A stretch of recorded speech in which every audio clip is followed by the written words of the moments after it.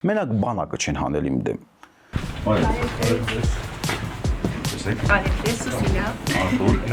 Ինչու որոշեցիք մոտենալ Փաշինյանին։ Հրապարակային հրավիրել էր, թե հարցերը շարունակելի նույն ձև ոչ մի հարցին չէր կարալու պատասխանի։ Բերման կենթարկեն կձերբակալեն կալանք, չէ, դա սուրպրիզ էր։ Կարող եմ ազատ նստել, թե դեռ գործ ունեք անել։ Եթե օրինակ վաղը ձեզնից ներողություն խնդրի, թեման կփակվի։ Պարտավոր է իմ դեմ քրեական վարույթ հարուցել այդ երկու գործով, թե չէ գնացել բոմբոլներից են կախվել։ Նայել եք մեր հաղորդումները։ Եղել է, որ նայել եմ։ Մի բան եմ հիշում, հետաքրքիր էր։ Կրեատիվներ։ Ողնաշարդ կջարդեմ ու բմբուլներդ կամուն կտամ։ Ես ինդիկատիվների, որ խոսքով է ելնելու ամեն ինչ։ Կոռուպցիան ինչ մեխանիզմներով էր աշխատում։ Կար Արցախի ներդրումային հիմնադրամ, թե Արցախից, թե Սփյուռքից, թե Հայաստանի տարբեր պաշտոնյաներից բոլորը տեղ այնա իրանց փայը իրանք վերցրել են։ 50 միլիարդի գործ կա հարուցած։ Այս այն գումարներն է, ինչ որ հենց Նիկոլ Փաշինյանը իր օրոքա փոխանցվել ներդրումային հիմնադրամի միջոցով այդ քրեա օլիգարխիկ կլանին, այն ում հետ որ ինքը ինձ է կապում։ Հարությունը չգիտեր այս ամեն ինչի մասին, ոնց էր տարիներով այդքան հաշտած։ Որտեղ ինքը փակ համակարգ էր։ Ինչ հոբիներ ու նախասիրություններ ունեք։ Ջիմ ու տանձիկ։ Ընթերցելը դա քաղաքականության հետ կապված է, որտեղ քաղաքական հիմնական գարականությունն եմ ընթերցում։ Արժեր քաղաքական պայքար սկսել, երբ այդ վտանգը կար, որ մի օր շուտ կարող է պատերազմ սկսել։ Աղեղավ Արայիկի եւ Նիկոլի ծրագրով, ճիշտ է։ Հետո պատերազմ չեղավ։ Դուք Արայիկ Հարությունյանի հետ երբևէ համագործակցության գնացել եք։ Ոչ։ Երբ Նիկոլ Փաշինյանը հեղափոխություն սկսեց, դուք աջակցում էիք։ Ողջունում ենք Սերժի գնալն, դա հեչ, բայց նա ինչ չի որ հույս ենք դրել այս իշխանության վրա։ Ես համարում եմ, որ իրանք բոլորը դավաճանել են հայ ժողովրդին։ Չեք կարծում, որ նույնքան մեծ է եւ գուցե ավելին է նաեւ Նիկոլ Փաշինյանի պատասխանատվությունը։ Ոստեղ նենց չի որ ամենամեծ մեղքը Նիկոլինն է։ Իշխանությունը, ընդդիմությունը ձեր տված Արցախը հանձնել են թշնամին մեզանայում։ Ողջույն, Ինֆոկոմի եթերում Control Z-ը շարունակում է քաղաքական հարցազրույցների շարքը։ Այսօրվա մեր հյուրն է Արցախի հեղափոխական կուսակցության նախագահ Նիկոլ Փաշինյանի հետ բանավեճից հետո ձերբակալված եւ դրանից հետո բանտում 24 օր հացադուլ արած Արթուր Օսիպյանը։ Բարև ձեզ։ Բարև ձեզ։ Ինչպես է ընթանում ձեր վերականգնողական շրջանը, պարոն Օսիպյան, ո՞նց եք ձեզ զգում։ Նորմալ կարելի ասել արդեն վերականգնվել եմ եւ ինձ լավ եմ զգում։ Պարոն Օսիպյան, ինչու որոշեցիք մոտենալ Փաշինյանին, պարոն Փաշինյանին, հա։ Ճիշտ ասած, քանի որ այդ քարոզարշավի ժամանակ տեսել եմ տարբեր մարդիկ հարցեր են ում իրեն եւ հա այդ հարցերը ինքը կարեւոր հարցեր էր, բայց քաղաքական մոտեցում չէին ցույց ցուցաբերում, որտեղ մարդիկ քաղաքական գործիչներ չէին եւ տեսնում էի, որ աղավաղվում է այդ հարցի պատասխանը եւ էությունը, ճիշտն ասած պատճառը, որ որոշել եմ, որ ինքս գնամ իր քարոզարշավին, դա նա էր, որ միջև այդ ինքը հրապարակային հրավիրել էր, ասել էր, ում որ ցանկություն ունի, հարց ունի, կարող է մոտենալ տալ հարցեր, բայց սպասի լսի պատասխաննել, էս էր իր բանը։ Դե ըստ դրան ասեցի առիթ է։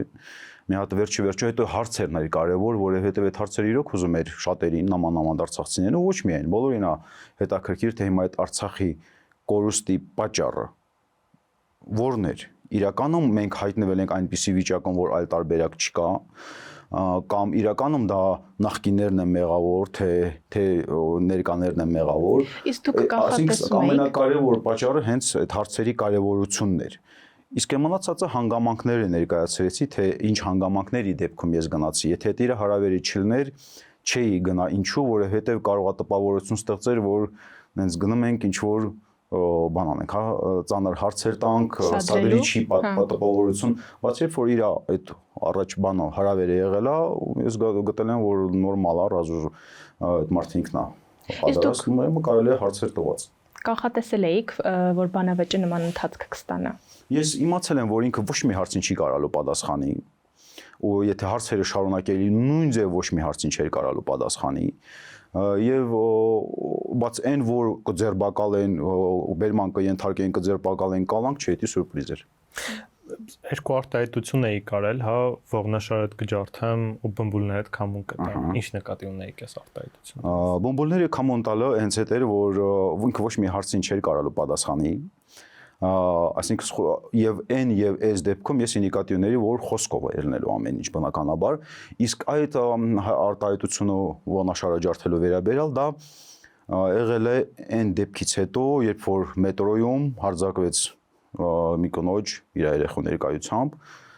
եւ դա ինձ համբերությունից հանեց։ Ես այս հարցին պատասխանել եմ ու մի հատ էլ կրկնեմ, որ անկախ նրանից վարչապետա, վարչապետ չի, երբ որ ես տեսնեմ տղամարդը հարձակվում է կնոջ վրա փողոցում, նամանավանդային դեպքում որ այդ կինը որևիցե առիթ չի տվել, դա ինձ զայրացնում է։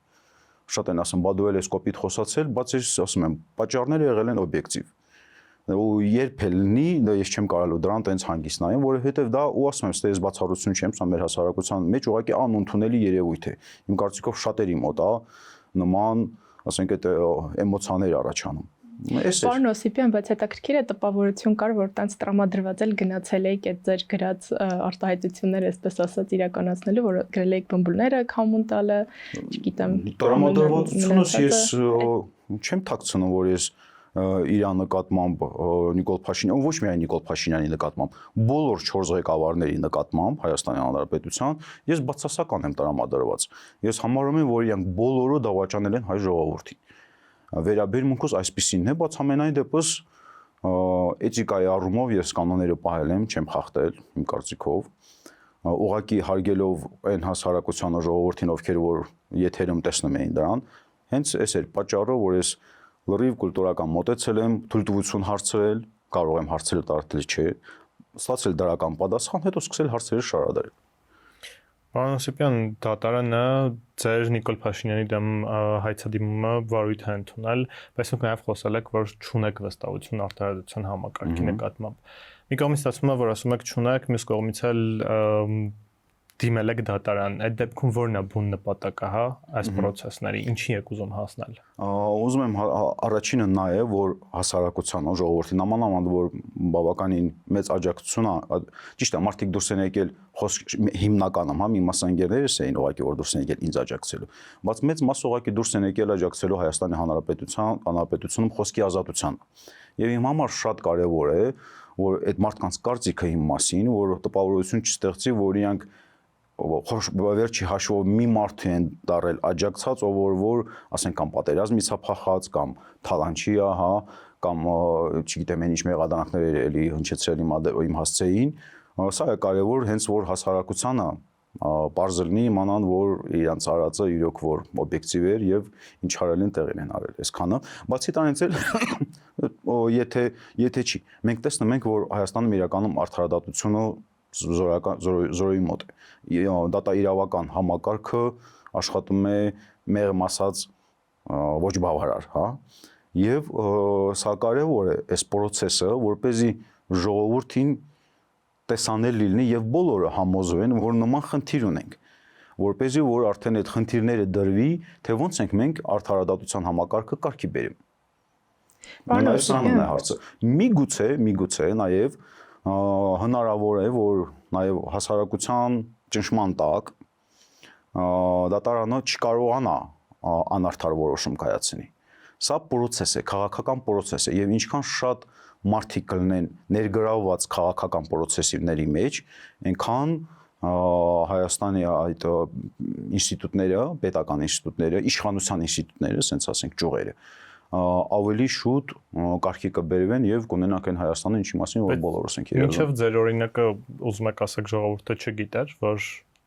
սենց է, այսպես է։ Գիտեր, իհարկե գիտենից չէ որ մենակ մենք դրա մասին գիտենք, շատերն են չէ խոսում դրա մասին, Սերժի ժամանակ էլ գիտեին, որ արդարություն չկա։ Բայց հա պայքարեր չէ գնում ընթացքում եւ կուտակվելով, այդ հարցերը կուտակվելով, այդ պայքարը տարբեր պայքարներ միջև վերջտեղ չէին հասնում ձախով, բայց մեկը իրանք իրենց նշանակությունը ունենում էին։ Եվ տենց գումարվելով եկավ մի պահ, որ ժողովուրդը բոլորը միասին որոշում կայացրեցին, որ պետք է հեռացնեն տվյալ իշխանությանը։ Իմ կարծիքով գործող իշխանությունն էլ նույն ճանապարհը որդեգրել, ինչ որ նախորդները, ինչ որ Սերժ Սարգսյանն էր անում, բայց դեռ իր մոտ ստացվում է ժողովրդի ուշադրությունը շեղել։ Հա, այ արդարություն չկա ինչու, որովհետև դատական համակարգ չունենք։ Այն դեպքում, որ դատավորներին հիմնականում բոլորին փոխել է։ Դատական համակարգը լրիվ, թե սահմանադրական դատարանը, թե ԲԴԽ-ն, թե վճռաբեկը լրիվ իշխանություններն են որոշում կայացնում, թե այնտեղ ով լինի եւ իրենց դարածներն են։ Մի հարց, եթե օրինակ Նիկոլ Փաշինյանը վաղը ձեզնից ներողություն խնդրի, թեման կփակվի։ թեման այդ մի թեման կփակվի, բայց դե մյուսը որ ես էլ եմ չէ դատախազությունը երկու դատական process է գնում։ Պաստորենից մեկը նոր են վարույթ ընդունել, սա քաղաքացիական դատարանով է գնում, մյուսն էլ իմ դեմ վարույթը քրեականով է գնում, դե ինի շարունակվելու է։ Ուզում եմ ասեմ, այո, իմ պահանջս այդ էր, որ ինքը հերքի այդ տեղեկությունները,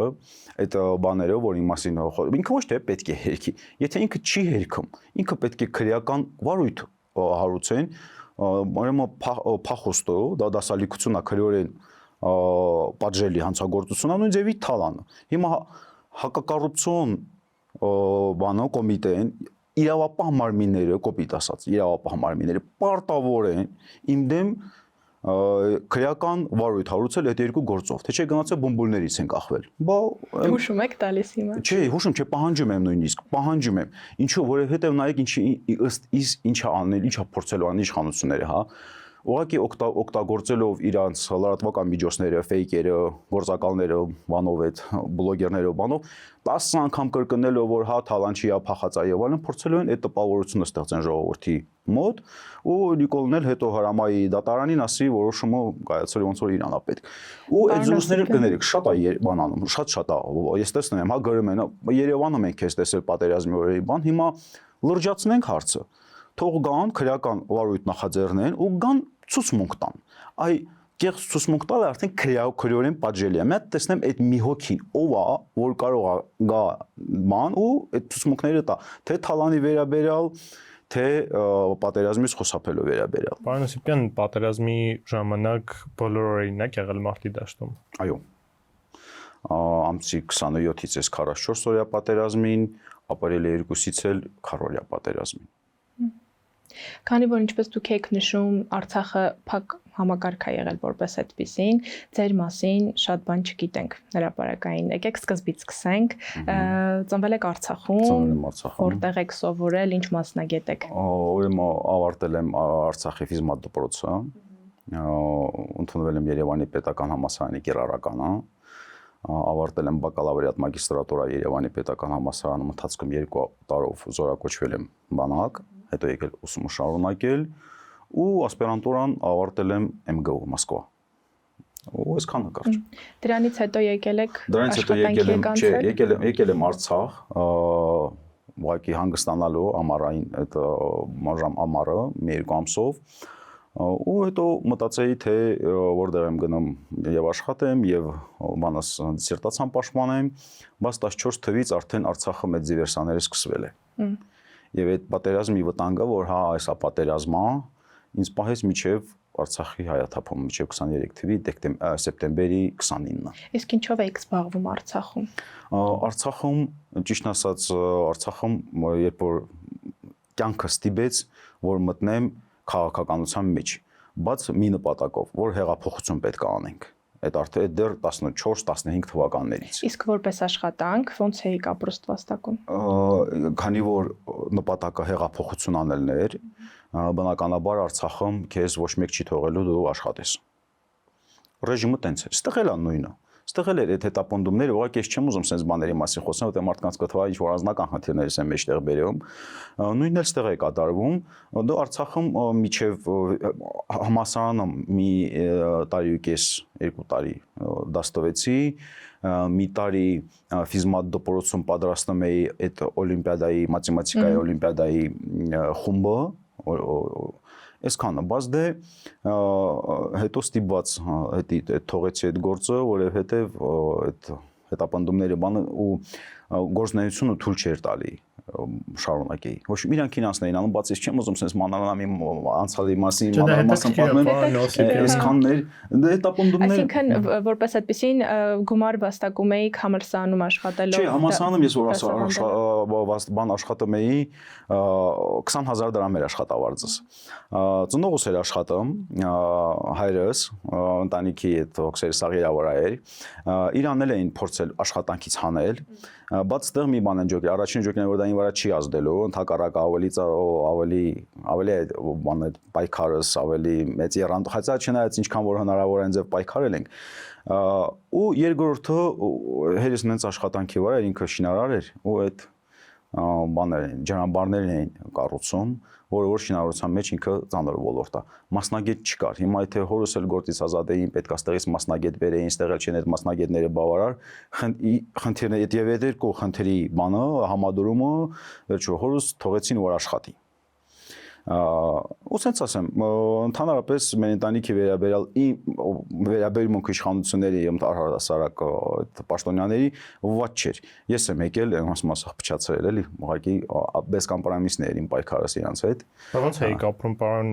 Օսիպյան, հա, տենց ապրելու համար փողը չէ պետք ամեն դեպքում։ Բասեցի, հերս աշխատում էր։ Այսինքն ձեր հայրն էր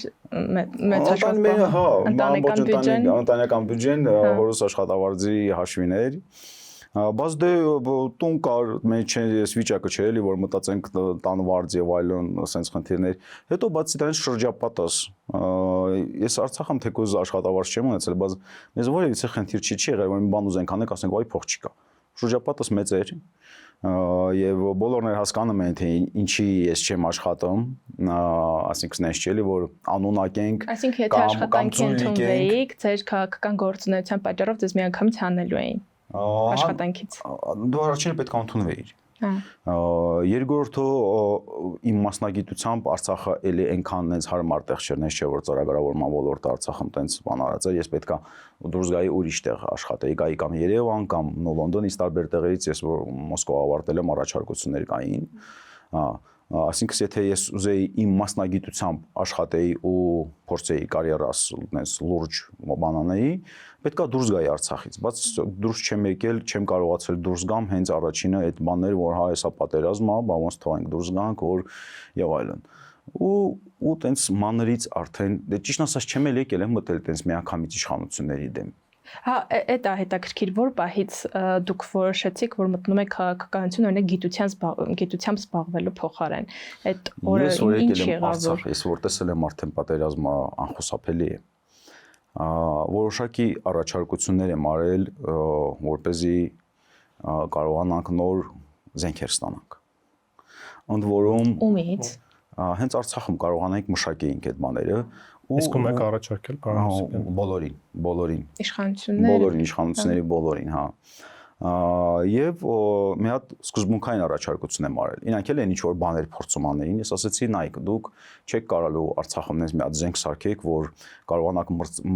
մրցակցության մեջ մտնեք Իսրայելի, Ամերիկայի զենքերի բանի հետ։ Դուք դա մոռացեք, դուք այդ համասարանը չունենք, այդ գիտելիքները չունենք։ Բերեք մենք փորձենք զենքերը մշակենք մեր պատերազմի համար։ Դիրքից դիրք 300 մետր է։ Դուք բերեք փորձենք կարողանանք հենց մի հատ զենք ստանանք, որ 300 մետրի վրա ուղիղ թիրախին կարողա կպնի։ Իսկ իրանք ձեզ ինչ ասացին։ Իրանք երբ որ արդեն սրա մասին սկսեցինք խոսել, ես տեսա որ տոտալ անգրագիտություն է, մարդիկ ընդհանրապես որևիցե գիտության մոտ չեն, ովքեր որ դրանով զբաղվում են եւ գեներալները այդ խոսալուց եւ այլն, ջոկեցի որ ստեղ ուղղակի փող լվալու ավելի շատ միտում ունեն, նպատակ ունեն, քան ինչ որ նման բաներ ստանալ։ Սա առաջի բաները, որ արդեն սկսեցի հետները թարսվել, որ նաեւ այս գործում եք դուք բանանում։ Նման վերաբերմունք ցույց տալի։ Իսկ այդ կոռուպցիան ինչ մեխանիզմներով էր աշխատում։ Շատ բարձ ու հասարակ։ Ուրեմն ուզում ենք հասկանանք ով ենք այդ համակարգի մեջ, ով էր առանցքը, ով էր այդ գլխավորը։ Նայեք, կոռուպցիան ես դա ուսումնասիրել եմ Արցախում, ահագին ժամանակ եմ դրա վրա ծախսել։ Մի հատ կար բան, Արցախի ներդրումային հիմնադրամ, ընդ որում կոռուպցիան այդ չի նշանակում, որ այդ հիմնադրամում ներգրաված են միայն արցախցիները։ Թե Արցախից, թե Սփյուռքից, թե Հայաստանի տարբեր պաշտոնյաներից բոլորը տեղ այնա իրանց փայը իրանք վերցրել են ու հիմա այլ նույնիսկ բանայի քնչականը որ հետաքննումա կարելի ասել արցախցիներին այնտեղ նույնիսկ մեծամասնությունը չի։ Իսկ անուններ գիտեք։ Անունները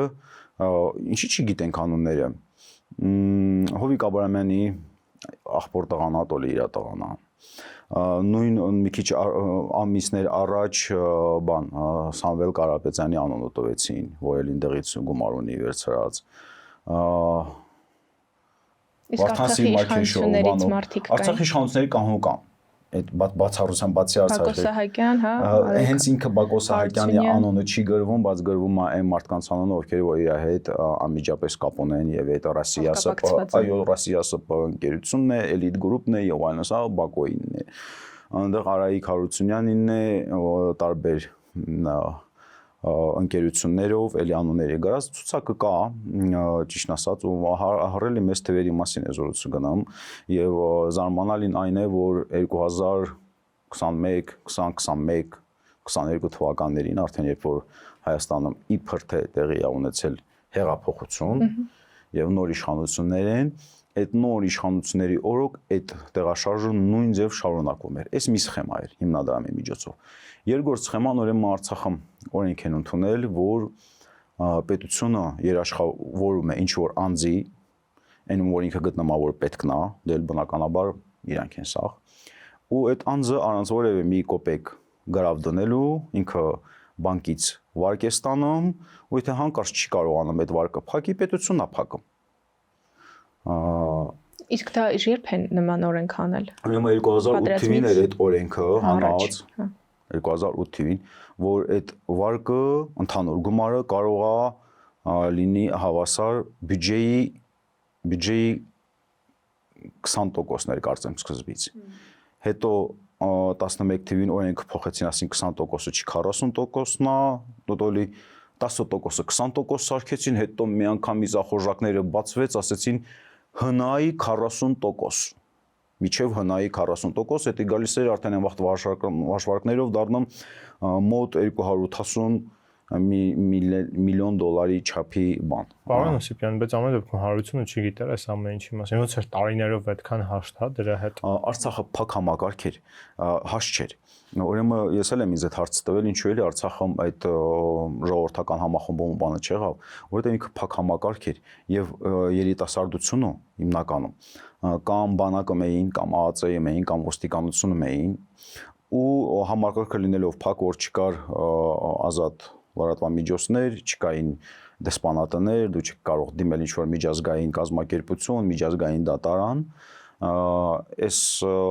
ամենը հնարավորություն ա տվել, որպեսզի Սերժն դեղնեց մի հատ ռեժիմ, Սերժի չի, միջև Սերժն էր Քոչարյանով բանոնեց ռեժիմ են դրել, որ ու մեկ էլ կարևոր մի հատ թեզ են գտել, որը որ հանգեցնում էր կամայական ըմբոստություն, կամայական այդպիսի ժողովրդի կողմից փորձեմ մի հատ հավաքել, թշնամին մեզանայում։ Այն նայեք թե ինչ որ Դեռ դա նաև Հայաստանում կար, չէ՞, պարոն Օսիպյան, ոնց որ Հայաստանում թեզը երկար տարիներ եղել է, բայց Հայաստանում ի վերջո 2018 թվականին ունեցանք իրավիճակ, երբ որ իշխանությունը փոխվեց։ Հա, տարբերությունը ուղղակի նրանում է, որ մեկն է որ դու հաշվեք սահմանամերձ գոտի մեկ ապոր մոտ ձեզ ասում են թշնամին ձեզանայում։ Մեկն է որ սահմանամերձ չեք։ Բայց թեզերը նույնն է, որտեղ նույն իշխանություններ, նույն դրվածքներ, ուզում եմ ասեմ, շատ տարբերություն չկար, ուղղակի իրանք չարաշահելով այդ պահը, որ Արցախը չճանաչված էր, այնտեղ ավելի հեշտ էին իրանք կարողանում ուժային հարցեր լուծել։ Իսկ ավելի փաստաթղթային բաներ կան, փաստեր կան, ոչ մենակ լսելու կամ լսած լինելու մակարդակի, այլ տենց ավելի ապացուցողական են այդ փաստերը, պարոն Օսիպյան, կոռուպցիայի վերաբերյալ։ Բա ինչ են։ Բա սա փաստեր ունենք, մեկ փաստաթղթերով ենք խոսացել, բայց ես Փաշինյանին ասեցի, չէ, որ ինքը ինչի ասեց, չի բացառվում, որովհետև չէր կարող ասել, ոչ, որտեղ հանելու ենք փաստաթղթերն ենք ցույց տալու։ Քրեական քնչականը ուրեմն 25 թիվներ, հա 25 թիվի ապրիլ-մայիս ամիսներին արցախցիները մի խումբ արցախցիներ հավաք են արել Արցախի ներկայացության մոտ եւ պահանջել, որպեսզի արցախցիներին հատկացրված գումարը վերադարձնեն արցախցիներին, այսինքն հարավարակ քաղաքացիներին։ Դրանից հետո մենք ուրեմն հանդիպել ենք քնչական մարմնում այդ աշխատակիցների հետ եւ ես ասել եմ ինչ չափսի ինչ գումարի վերաբերյալ կա հարուցված քրեական գործ նախորդ զգուշացնելով որ սա ես ձեզնից հարցնում եմ որպեսզի հետո հրապարակային ներկայացնեմ ժողովրդին 48 ընտանիքների մասին եք չէ խոսում այո գիտեք ինչ է մեզ ինչ որ ինֆորմացիա ունենք քանի գնում է քանի բաներ ինչ որ ավելանում այդ 48 ընտանիքի մասին էլի հրապարակային կատված սաղ այդ ընտանիքները բայց այն ինչ որ անձամբ ինձ խոստովանել են քնչականի աշխատողները 50 միլիարդի գործ կա հարուցած իմ մոտ էլ դրանից բացի եղել է չեմ հաստատ հիշում 27 միլիարդի էր թե 33 միլիարդի հարցրել եմ ասել եմ այս տեղեկություններն էլ ունեք մտնում այդ 50-ի մեջ ասեցին ոչ ասեցի շատ վատ է որ ոչ որ ինձ ունեմ ձեզ չունեք Դա շատ վատ է, բայց տվել եմ ու ցուցմունք եմ տվել։ Դա երկրորդ անգամ եմ ես արդեն ցուցմունք տալիս։ Առաջի անգամ ցուցմունք տվել եմ 24 թվականի հունվար, փետրվար ամիսներին։ Երկրորդ անգամ տվել եմ այդ մոտ ոչ մի 30 միլիարդ պլյուս մինուսով ու ցուցմունք եմ տվել։ Բայց իրականում գումարը ոչ 50 միլիարդ է, ես նույնիսկ բան չեմ անում, որովհետև հիմա կարող է այդ աշխատակ մարմնի աշխատակիցները քրեբանա ծառայողական կամ գախնիկ լինի, որ իրավունք չունեն հրապարակեն ամբողջ տիպ։ Հասկանում որ այդ ներդրումային հիմնադրամի մասին է խոսքը։ Այս ինչ որ ես ներկայացնում եմ ներդրումային հիմնադրամի մասին է եւ այո, այս այն գումարներն է, ինչ որ հենց Նիկոլ Փաշինյանը իր օրոքա փոխանցվել ներդրումային հիմնադրամի միջոցով այդ քրեա օլիգարխիկ կլանին, այն ում հետ որ ինքը ինձ է կապում իբր թե, բայց ինքնա սնել իրենց եւ դրանով մեր պայքարը Արցախում ասում եք ինչի է դժվար, բայց մենք պայքարը մենք այդ կլանի դեմ Նիկոլներ միլիարդներով սնում է դրանց։ Մի հատ տեղ էր խնդրեմ ստեղծել 20 թվին էլ ռուսներ ստորագրել է ռուսներին բերել դե մի հատ ռուսի FSB-ն է նստել մեր վրա։ Պարոն Օսիպյան, մի հարցել է, այս ներդրումային ֆոնդից քանի խոսում ենք, գիտեք ինչ փուլում է այս գործը ու ինչ փուլում է հիմա։ Քրեական գործերը հարուցված 23 թվից քրեական գործերը հարուցված այդ օլիգարխներն էլ բիզնեսմեն ռեգեներալ օլիգարխներն էլ սուս փուս նստած Նիկոլայն այս մատաթափտալի վրեքները ոչ մի ծպտուն չի հանում։ Իմիջիալից մեր վերջին տեղեկություններով նախաքննության փուլում է գտնվում այդ գործը արդեն։ Դե չգիտենք ինչ փուլում է գտնվում, բայց դե այն գիտենք, որ միջև այսօր ոչ մի կոպեկ գումար են վերադարձրել բյուջե, ոչ էլ մեկը գոնե մի օր նստել է ու գիտենք, որ մարդիկ կան ում վերաբերյալ կա գործ հարուցած, այդ մարդիկ արդեն ստեչ են։ Գործը հարուցելուց հետո իրենք լքել են Հայաստանը, հիմա Ռուսաստաններում մի ժամանակ ինչ որ զորույցներ գնա, որ Վրաստանն արդեն հեկեր կառուցում, ուզում եմ ասեմ, ստեղ լրիվ պայմանավորված ան այնց չի որ իշխանությունը դրա մասին չգիտի, խոսքը չի գնա 1-2-3 միլիոն դրամի մասին, խոսքը գնում է ինչ որոշ հաշվարկներով միջև $500 միլիարդ, եթե ոչ միջև $800 միլիոն, որովհետև տարբեր է եղել այդ զորույցները։ Մենք ամենայն դեպս Արցախում լսել ենք, որ 150 միլիարդի պարտավորվածություններ կա, որը որ չեն կատարում։ Դե որ չեն կատարում, գիտենք էլի ովքեր չեն կատարում։ Պարոն Օսիպյան, այս թեմայով վերջին հարցը պլանավորում եք, եթե հանկարծ արդյունք չտան ու հետ չվերադարձվի գումարները, պլանավորում եք էլի ցույցեր անել, բողոքել, ինչ որ ձևով հաշվետվականություն։ Ես իմ պայքարը հենց տեղից է սկսվել, նաև ասեցի, սկզբից այդ զենքի վերաբերյալ էր։ Բայց զենքի վերաբերյալ ինքն ինձ էլի բուն թեման զենք չէր, խնդիրն անում էր որ փող են լվում, այսինքն խոշոր հաշվով ես ստիպված մտել եմ քաղաքականություն, իրանց դեմ պայքարելու, հենց խնդիրը եղել է կոռուպցիան։ Իմ տրամադրվածությունն ու նպատակները դրանից չեն փոխվել մինչև այսօր, բայց ստեղ կա հասարակության ու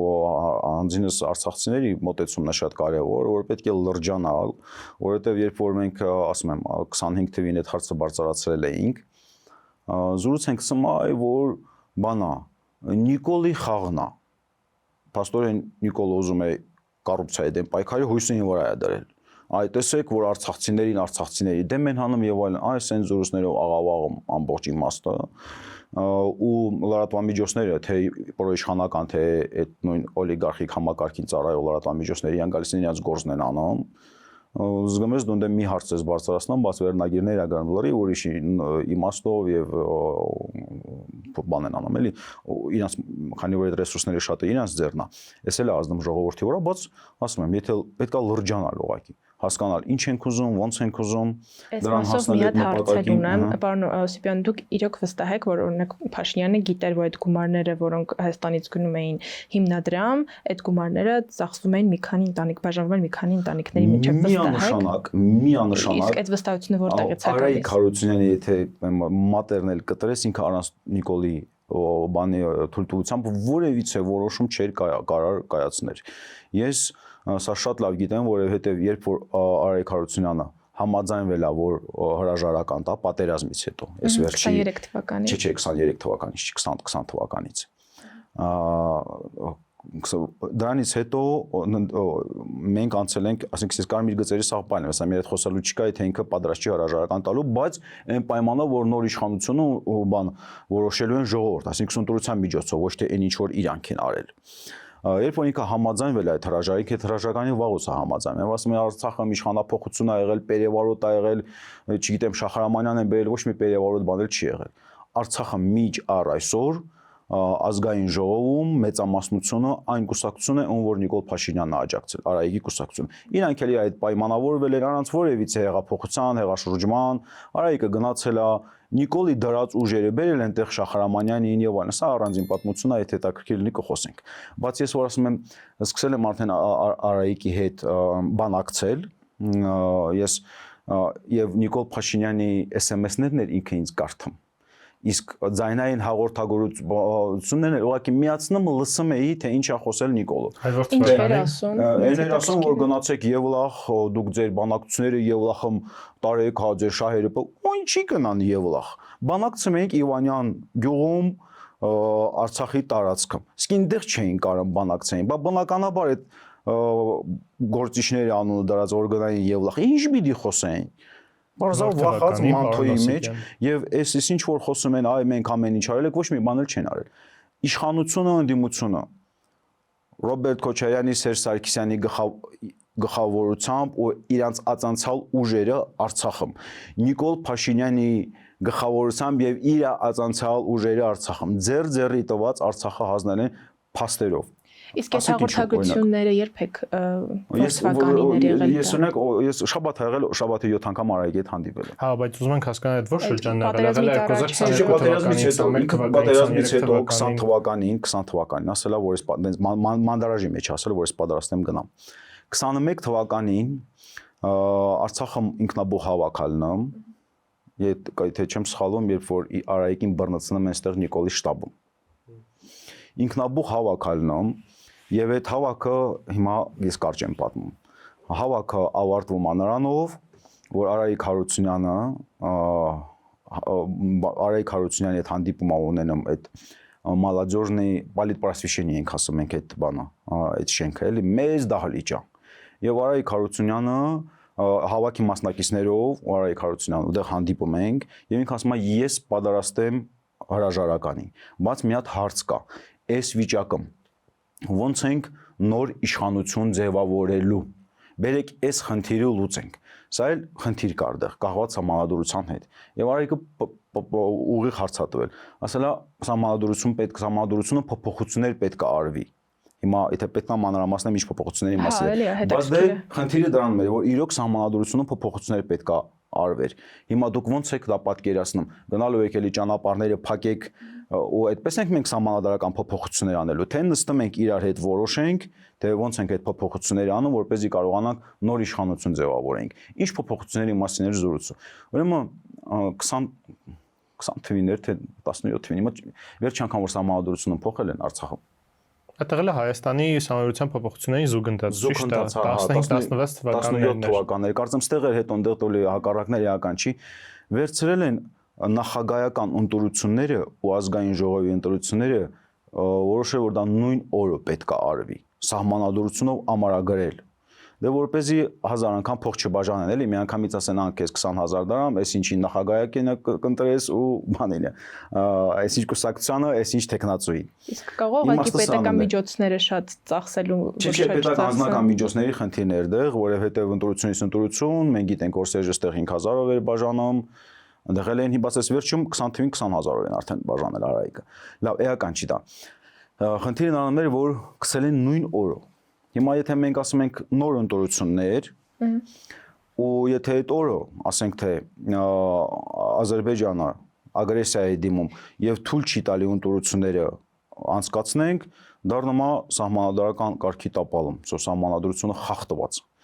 Ասել ենք փոփոխություն անենք, որ դա չլինի նույն օրը, անց ենք կասնում ազգային ժողովի ընտրություն, ու եթե այդ ընթացքում խնդիր առաջանում, ուրեմն պետությունը ղեկավարվում է նախագահի կողմից, ու եթե նախագահի ընտրությունն է այդ ժամանակն ագրեսիայի բանանում, ասենք ռմբակոծությունների բան թույլ չտալի որ ընտրություն անենք, ապա ժամանակավոր ԱԺՆ-ա բանանում, որպեսզի որ կարողանանք կարգը պահենք ու պատերազմից հետո դա առավել եւս կարեւոր էր մեր համար, որովհետեւ ամբողջ աշխարհը նայում էր Արցախին եւ մենք պետքա ցույց տանենք, որ սա իրավական պետություն է եւ համանդրական կարգ կա։ Պարոն Օսիպյան, Այս էր խնդիրը, որ պետքա բանակցեինք, թե ոնց ենք այդ համանդրական փոփոխությունները անում եւ սա էր պատճառը, որ Արայիկի հետ նստել ենք բանակցության սեղանին։ այս համանդրական փոփոխությունների մասին ես հիշում եմ դեռ 2020 թվականից առաջ եք խոսացել 2019 թվականին, բայց այստեղ մի այլ հարց կա, ասում եք, որ շաբաթական եղել է, որ 7 անգամ էլ հանդիպել եք։ Դուք Արայիկ Հարությունյանի հետ երբևէ համագործակցության գնացել եք։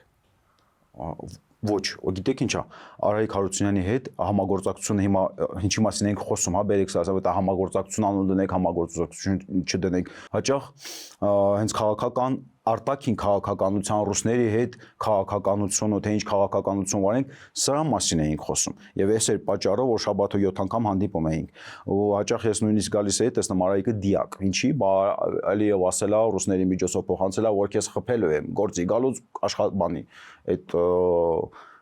շենքի դիմաց։ Ալիս ես տեսնում Արայիկ չկա, որովհետև շրջապատում այն մարդիկ էին, որ իրապես վախած մանդարաժի մեջ ու այդ վախը ներեն շնչում Արայիկի մեջ ոչ ոք դիակ միջև հետ էս բերեմ որ դա Հավայի պոնտամի մտածի առաջինը երկրորդները որ քեզ հանկարծ խփեն դա գործինով կտասում եմ տենց շատ մանթոմի ինգիր եթե նման քայլի գնա ու միջև այդ վիճակից հանում ես միջև սկսում բացատրելը որ Ամերիկան էս զորուսն արել Եվրոպան էս առաջարկությունն անում եւ Արայիկին ես մի բան էի համոզում այդ ամբողջ մեր հանդիպումների ժամանակ որ ստեղ կոնկրետ խնդիր է դրած Պարոն Օսիպյան, այսինքն այս ճիշտ եմ հասկանում շրջանից հանելու խնդիրն է Ստեփանակերտի փողոցներում պայքարում էի Արայիկ Հարությունյանի դեմ խոսում էիք նրա դեմ այդ կառավարող իշխանության դեմ բայց մյուս կողմից էլ ոնց որ գնում էիք նախագահականում զրուցում էիք Արայիկ Հարությունյանի հետ ինչ որ բաներ էիք օրինակի համար չի եղել տենց բան չի եղել որ դրսում ուրեմն մի վարքյան դրսում երբ որ արդեն Արայիկ եթե ես իր հետ չէի կարում ստեղ գայի ինչ որ մի բանի ընդհանուր այդ հարցը չէր լուծվում այն վաղ դրսում էր եւ դա եղել է ընդամենը մի հարցի շուրջ ինչ հարց պետքա ռուսներին ստեղից հանենք ռուսներին պետք է ստեղից հանենք, որպեսզի արևմուտքի աջակցությունը ստանանք։ Դուք ուզում էիք, որ ռուսները դուրս գան, ինքը վերջում հասկացավ, բայց ասես չենք կարող անենք, որտեղ եթե անենք, այս կուսակցությունները սա մեղքը գցելու են մեր վրա եւ մենք չենք կարող տարատակից դուրս գանք, որտեղ ժողովրդիներն են, չէ՞ բանա, որը ռուսը մեր միակ փրկումն է։ Բայց ասեմ, այդ ինչ միակ բանն ա եղել, երբ որ ես իր հետ բանակցության ընթացքում դրսում ակցիա եմ արել։ Դա եղել է Միջանցքի ապաշրջափակման համար։ Ինքն էր փորձում, ինքն էր դուրս եկել դուրս, չգիտեմ, դեղ պալատկաներ են դրել, վրաններ են դրել, փորձում էր հացադուլաներ եւ այլն, ու երբ որ բոլորն էին արդեն դրսում, նույնիսկ իշխանություններ, դրսում հավաքներ, բան եւ այլն։ Չի եղել, որ ես դրսում հետո իր դեմ պայքարեմ, գնամ հետո նստեմ ինչ որ նման բան չի եղել, ասում եմ, միակ բանը, երբ որ ես ասել եմ, որ պետքա բան անենք, ռուսների ուլտիմատում դնենք, որ եկեք ճանապարհը բացենք, դե առանձին մի հատ էլի երկար քաղաքական process էր, դեղ ավտոբուսներն ենք շարել եւ այլն, որ ուզենք դրանն էլ մի քիչ արադառնալ, բայց եւս մի քիչ շախառնելու ենք իրար, բայց ասում եմ, այդ նման բան չի եղել։ Միջև ինքը չի համաձայնվել, որ այո, ես տալիս եմ հրաժարական բանակցություն մենք կարում իր գծերը լրիվությամբ միջև վերջ պահել ենք։ Պարոն Օսիպյան, ներողություն հարցում եմ, երբ որ խոսում էինք Արայիկ Հարությունյանի դեմ այդ քննադատություններին ու ցույցերի մասին, նկատեցինք, որ 2020 պատերազմից մի քանի ամիս առաջ եք դուք դա արել։ Դուք այդ ժամանակ այդ պատերազմի վտանգը չեք մասնակցել եմ։ Երևի այդ բանը, այդ տեսահոլովակը չի ընկել ձեզ, ճիշտ ասած ես էլ եմ մանեկել չեմ գտել ուղղակի ասի 16 թվին Շուշի տեխնոլոգիական համալսարանում Արայիկն էլ երդեղ եւ հարց դրվեց հենց կրթության վերաբերյալ եւ առաջին անգամ երբ որ հրապարակային էր արդեն այդ պայքարը եւ բախվեցինք Արայիկի հետ եւ ելի իր հետևանքներով, դեղացիով, ոստիկանությունով, բանով իր շարունակությունով, իր ախրանայով, բանով, այդտեղ էլ 16 թիվը։ Դերստեղ ընտրություններ չկար։ Եվ ճիշտ է, Արցախում էլի պայքարողներ կային, բայց դեռ չենք կազմակերպվել որպես թիմ։ Ցակուցրի ամեն մեկս մեր համար, բայց եթե հետ նայենք այդ իմ գրառումները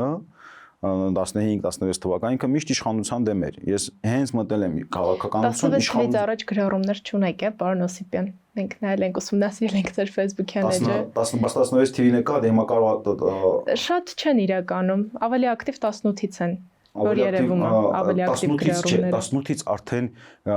մեզ այնտեղ ինչն է խնդրեմը Արցախում եթե խնդիր կար ոնց էր որ ստեղ թե խնդրեմ կար Արցախից են, չէ, գեներալների գալի, դեղել եթե խնդիրներ լինում, ստեղից էին գնամ։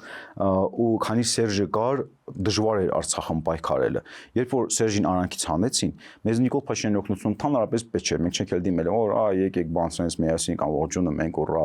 ողջունում ենք Սերժի գնալն, դա հեչ, բայց նա չի որ հույս ենք դրել այս իշխանության վրա։ Մեզ ուղղակի Սերժի չկար վсё հերիք էր, այն սուտլիկ մուտլիկ գեներալների որով անցնելու ենք ու անցել ենք, մեզ խնդիր չունեինք։ Այ երբ որ Նիկոլը սկսեց սրանց աջակցելը, էլի մենք մերը արել ենք։ Էլի մենք մերը արել ենք նույնիսկ ընտրություններից հետո, ընտրությունները երկու փուլով էին, չէ՞։ Առաջի փուլով տեն շամպանսկին բացեցին, հետո ջոկին, որ պետք է այդ շամպանսկին փակելը դեր վռազա, որովհետև ընդդիմությունն է փողոցում։ Ամսի 5-ին, ապրիլի 5-ին, էս էլ ասա, տեսաձայնագրված է։ Ապրիլի 5-ին, որ մենք հավաք ենք անում, արդեն իրանք ստեղ Նիկոլից դաբորեն ստանում, որ գալու են մեզ սաղին ձերբակալին։ Գալիս են չի ստացվում, որովհետև հավաքում արդեն քիչ մարդ չէինք եւ զգում եմ, որ ժողովրդի տրամադրվածությունը, մեր աջակցությունը բարձր է, չեն կարողացել հավաքը ցրել։ Ովքեր պետք էին Արցախի ոստիկանները արդեն բերել էին, դե շարել էին պրովոկատորները, բանով դե սաղ երևում են ապրիլի 5-ին հավաքը կա։ Ապրիլի 6-ին կոവിഡ്են հայտարարում։ Այդ կոവിഡով Արայիկը պլստում դառնում նախագահ, թե չէր դառնալու, ու նույնիսկ Նիկոլի աջակցությամբ չէր դառնալու։ Այդ կոവിഡը մեր համար սուրպրիզ էր, ճիշտն ասած։ Պարոն Օսիպյան, պատերազմից առաջ երբ որ Արայիկ Հարությունյանի դեմ պայքար էիք տանում, այդ ժամանակ թե մամուլը, թե վերլուծաբանները բոլորը խոսում էին, որ տարածաշրջան լարվածով պատերազմը սկսելու, այդ ժամանակ արժեր քաղաքական պայքար սկսել, երբ այդ վտանգը կար, որ մի օր շուտ կարող է պատերազմ սկսել։ Բա իհարկե, որ ինչքան շուտ անեինք, պետք է հետո այդ որ ասենք թե վերջի հաշվով սա եղավ Արայիկի եւ Նիկոլի ծրագրով, ճիշտ է, իրանք արել։ Հետո պատերազմ չեղավ եւ ինչ ունեցանք։ Իմիջիալոս ասեմ, որ մեր շարքերը, այդ ընդդիմության շարքերը, այդ Արայիկի դեմ պայքարող այդ շարժման մի հոգի բան դասալիկ չի եղել։ Մի հոգի չի եղել դասալիկ։ Պատերազմի ժամանակ ինչքան դասալիկ կար, սա Արայիկի շրջապատներ, Նիկոլի կողմից աջակցություն ստացած գեներալներն էին։ Այս էր դասալիկները։ Եվ եթե իրանց ժամանակին փոխեինք, 18 թվին փոխեինք, եւ ոչ թե մտածեինք Կոլուբնիկայի մասին բանակում, այլ առաջնագիծը ամրացնելու մասին, կարար այս արդյունքը չլներ ու իշխանության լինեն նոր մարդիկ, ովքեր այն մարդիկ, ովքեր որ դասալիկ չեն։ Հասկանում, որ եթե Արցախում ձերբնդման, եթե Արցախում հնարավոր լիներ իշխանապողություն անել, գուցեև այս իրավիճակը չլիներ։ Հաստատ չէր լինելու։ Առաջինը պատերազմի տենց հեշտ։ Իսկ պատերազմ կլիներ ամեն դեպքում։ Պատերազմը կլիներ ամեն դեպքում իմ կարծիքով, որովհետև պատերազմը Արցախի իշխանության մակարդակով չի որոշվում, ըլնել չլնելը, այդտեղ աշխարհակաղակական մակարդակի որոշում կայացում, եւ որոշումը ուղղակի էր կայացվել, ու բայց մեկ հարցը նայում է թե ովքեր են իշխանության։ Եթե Արայիկի պես մարդիկ են, ովքեր որ պատերազմի ժամանակ ի վիճակի չեն ուղղակի կառավարել, եթե Նիկոլի պես իշխանությունն ովքեր որ բանակը առաջի խնդիրի Կոլուբնիկ անատեսել, այլ ոչ թե առաջնագծի ամրացումը, ես չեմ խոսում նույնիսկ զենքերի մասին եւ այլն, հա հաշվենք թե զենքերն էլ աշխարհակաղակական հարց է, գեոպոլիտիկի խնդիր է, կամ կտան կամ չեն տա եւ այլն, բայց առաջնագծի ամրացնելը ինքը էական դեր էր փոխելու։ Բայց դե Նիկոլը ոնց աշխատում այդ առաջնագիծը որ ամրացնենք դե հիմա այդ ժողովուրդը կընկալ են չեն ընկալի ումա ինչ տալիս բաց որ զինվորին Կոլուբնիկա ենք տալի ասում են այ նայեք մեր զինվորներին ոնց են չէ նայեն դե հիմա այդ զինվորներին հարցնեիք այդ խրամատն պատերազմի ժամանակ ձեզ Կոլուբնիկաներ պետք չէ թե ձեր տեղը ավելի ամորելներ կամ ավելի լավ զենք ունենայիք բացի դրանից էսեր թողենք մի կողմ մեկը նենց բանակ է մեր դեմ հանել որ ասես հաղթելու ենք չէինք հաղթելու են բանակին ամեն դեպքում չէինք հաղթելու որովհետև ուժեղ գալիս այն հավաքել բայց քաղաքականությունը այդ քաղաքականությունը որ գրագետ վարեինք նույնիսկ պատերազմից հետո այ հայաթափումը կարող են կանխել խոսակցություններ կային պարոն Օսիպյան որ հեղություն որ ընդհատում եմ քանի թեման չենք փոխել խոսակցություններ կային որ Արայիկ Հարությունյանի թիմի ու ձեր միջև ծեծկրտուկ է եղել ինչ էր տեղի ունեցել դա է եղել էլի դա հենց 16 թիվն է այդ որ ասում եք միջև 18 թիվով բան չի եղել այդ 16 ծեծկրտուկը եղել է 16 թվին Պատճառը նրանում էր, որ այնպես ոնց որ Նիկոլն է մնացել բանում կախված, ոչ մի հարցին չէի կարող պատասխանել, Արայիկն էլ է մնացել այնպես կախված, ինքն էլ իր ոճով է էլի շարունակել զրուցը, բայց դե ծեծկորտոկը բանը հիմա ծեծկորտոկ ալնում մասնում կարևորը նա է, որ մենք մեր ճանապարհից չենք շեղվում, մենք մերն ենք շարունակում։ 22 թվականի Սամվել Բաբայանի որդու հետ տեղի ունեցած է։ Հետո եւ ինչա փոխվել, կարող է պատահի մեր դիրքորոշումը մոտեցումների նույնն ենք չեմ մնացել։ Այդ էլ է դա Արցախում շատ այսինքն եղել է, հա, այսօր ամեն ինչ եղել է, լիքներ թե մարդիկ իրանց ախրանայով, թե իրանց, չգիտեմ, թաղի տղերքով, թե ոստիկանությունով, մենակ բանակը չեն հանել իմ դեմ։ Այն մնացած ամեն ինչ փորձել են, որովհետև ես դեմ եմ եղել ի սկզբանե Արցախում գոյություն ունեցող բոլոր ուժերի, ովքեր որ ներգրաված են ազգային ժողովում։ Արտախորհրդարանական ընդդիմությունում ունեինք ընկերներ, բայց ովքեր որ իշխանության են կամ իշխանության են եղել, չկա այդպիսի մի հատ ուժ, ում որ ես չլնեմ դեմ։ Իսկ օրինակ փորձել են ձեզ պաշտոն առաջարկեն, որ ընդդիմադիր գործունեություն չկիրառեք։ Պաշտոնել, գումարել, Հայաստանում բան, Զապորոժցի են առաջարկել։ Գումարներ, դե գիտեք ինչ է, սկզբից որ տենց այդ գումարի զորուցը որ գնացել է, զգացել են որ անիմաստ է։ Մտածել են պաշտոնեք ուզում։ Չէ, մտածել են որ ես մարդու հետ անիմաստ է խոսել։ Ու էլ տենց առաջարկություններ, այնա բարձ էր, որ մենք գումարի հետևից չենք ընկնում, պաշտոնի հետևից չենք ընկնում։ Իսկ հետաքրքիր ինչքան գումար են ձեզ առաջարկել։ Հետաքրքիր է։ Ուրեմն ընտրություններից հետո, այդ արդեն ընտրությունից հետո, երբ որ մենք փաստորեն ազգային ժողովում տեղ չգտանք, խոսքը գնում էր $300,000 մասին, պատերազմից հետո խոսքը գնում էր զապորովկաների մասին։ Ձեզ նվիրեին զապորովկաներ, այդ բիզնես, հա, տենց առաջարկություններ։ Հա, ու տեն դրնից զրույց է գնում, որ ստեղ Երևանում Հյուսային պողոտատներ ունեմ, բան ունեմ, զապորովկաներ ունեմ, բայց դες տեղը չեմ իմանում, որ գնամ զապորովկաների ինտերվյու անեմ։ Ու միջալոց ասում եմ, այ սա շատ կարևոր հարց է, էլի եկան սա, չէ, խոսում են Թալանի մասին, խոսում են պատերազմը խուսափելու մասին։ Նիկոլն էլ ասում է, այո, դա այդպես էլ եղել է։ Հիմա քննչական մարմինները, ռազմականն է, դատախազությունն է, հակակոռուպցիան է, պետքա գործեր հարուցեն։ Ես ինքս եմ ցանկանում այդ գործերը հարուցեն, մի հատ թող մարդիկ գան, ցուսմուկները տան։ Տեսնենք, այդ Հավայի խոսացողներից բացի գոնե մի մարդ կա, որ կարող է իր ասածին պատասխան տա։ Պարոն Օսիպյան, Տիգրան Պետրոսյանի հետ Նիկոլը ոչ թե պետքա հայտարարեր, Նիկոլը Սահմանադրությունն է իրան պարտավորեցնում, որպեսզի ինքը գործ հարուցի ին վրա ու լուրջ թեմաներով, ոչ թե բումբուլներով կամ չգիտեմ։ Դա ես ասացիք արդեն, բայց մի ուրիշ հարց է հետաքրքիր քաղաքական անցյալից Տիգրան Պետրոսյանի հետ համագործակցության մասին։ Տիգրան Պետրոսյանը հակաճգնաժամային խորհրդի նախագահն էր։ Հետաքրքիր է ոնց էիք հա վերաբերվում այդ դասքում, որ ինքը պաշտոնը ստանձնացավ, փաստացի գնում էր իշխանությունների հետ շատ լավ։ Շատ լավ, որովհետև Տիգրան Պետրոսյանը ինքը իր սկզբունքներին չի դավաճանել, ինքը որ նույնիսկ եղել է այդ կառուցան հակաճգնաժամայինում, ինքը աշխատավարձ չի ստացել եւ երբ որ կոռուպցիայի դեմ պայքարում էինք, իմիջիալոց իմ եւ Տիգրան Պետրոսյանի հետ որ խոսում էինք, խնդիրները նպատակները նույնն էր, բայց ես ասում եմ, այս ճանապարհով ինքը ասում է, չէ, էմի ճանապարհը ավելի էֆեկտիվ ալնելու ու ես պետք է ընդունեմ, որ կոռուպցիայի դեմ պայքարում այդ իր ճանապարհը ավելի էֆեկտիվ ինքը առաջինը հասավ, որ այդ միլիարդները հանեց։ Ես գնում էի դատական process-ով, որ դատարանի միջոցով պարտավորեցնենք, որպեսզի բան հարաբերակային լինի այդ ամբողջ տեղաշարժը։ Տիգրանը ասեց, ասենց մտնում եմ այնտեղ, դոստոպը ստանամ գախնի ինֆորմացիային, ու այդ ինֆորմացիան ասա ու արեց։ Այս որ միլիարդները հարաբերակել, առաջին ինքն հարաբերակել։ Շատ լավ։ Պարոն Օսիպյան, եկեք մի քայլ հետ գնանք, հետո էլի առաջ կգանք։ Ձեզ առաջին անգամ չի որ կալանավորել են։ Խոսակցություններ կային նաև որ դուք Շուշիի բանտում եք բանտարկված եղած, ձերբակալված եղել, այդ ինչ դեպքեր։ Այդ նման դեպքեր էր, իրանք վերում էին ինչ որ ծեծկորտոքի բանի հարցեր սարքում, հետո որ գնում էինք Շուշիի գաղութ, ահա, Շուշիի գաղութ ասում գիտես չէ որ սա Հավայի է։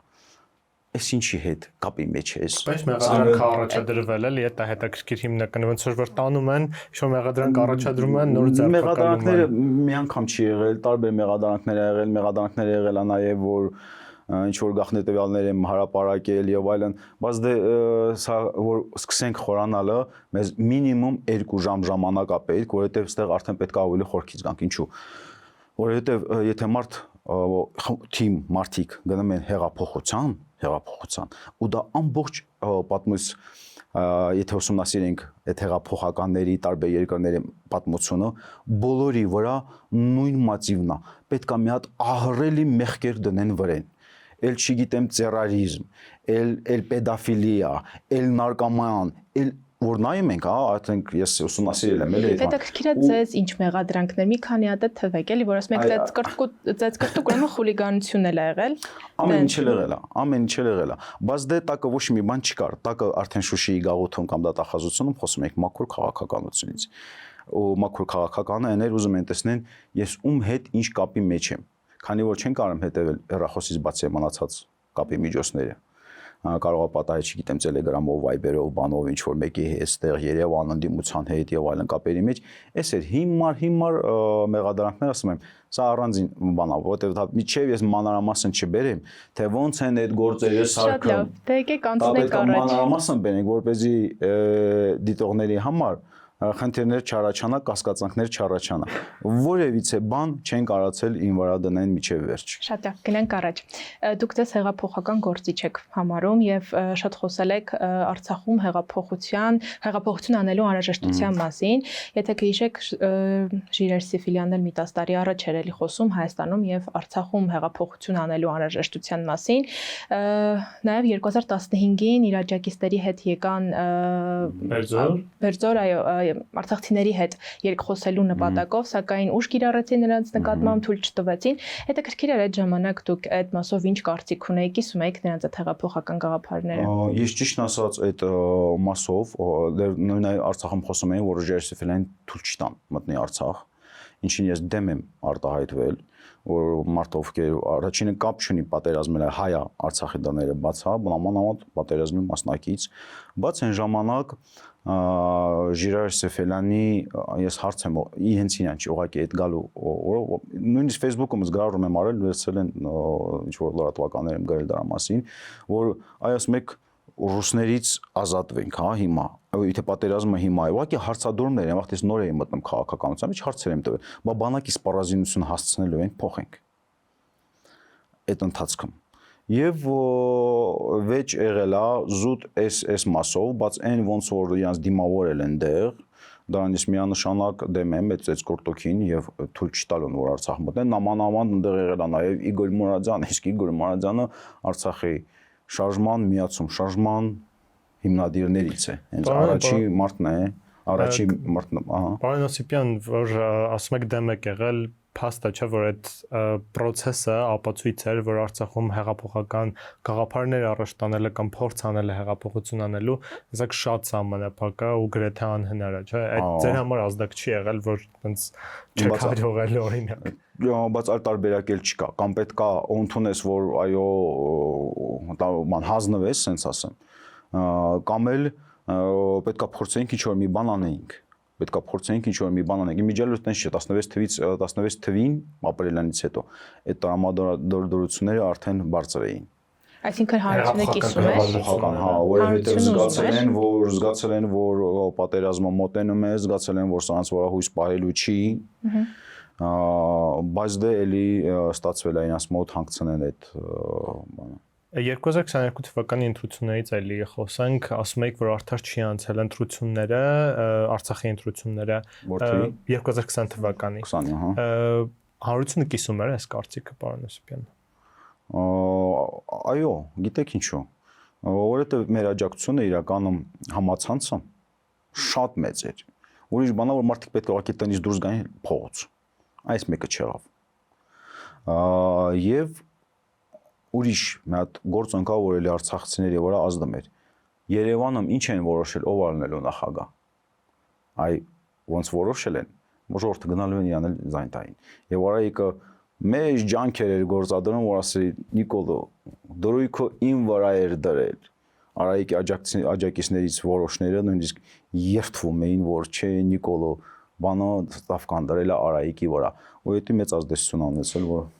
Իսկ դուք ընտրություններին երբ որ մասնակցում եք, վստահ եք, որ հաղթելու եք։ Ես ընտրություններին մի անգամ էլ չեմ ասել մեզ ձայն տվեք։ Մի անգամ չկա, որ ասեմ այդ ձայն տվեք մեր կուսակցության։ Քանի եք մասնակցում, պարոն Օսիպյան։ Մենք ընտրությունների նույնիսկ ինչ ենք կուսակցություն գրանցել։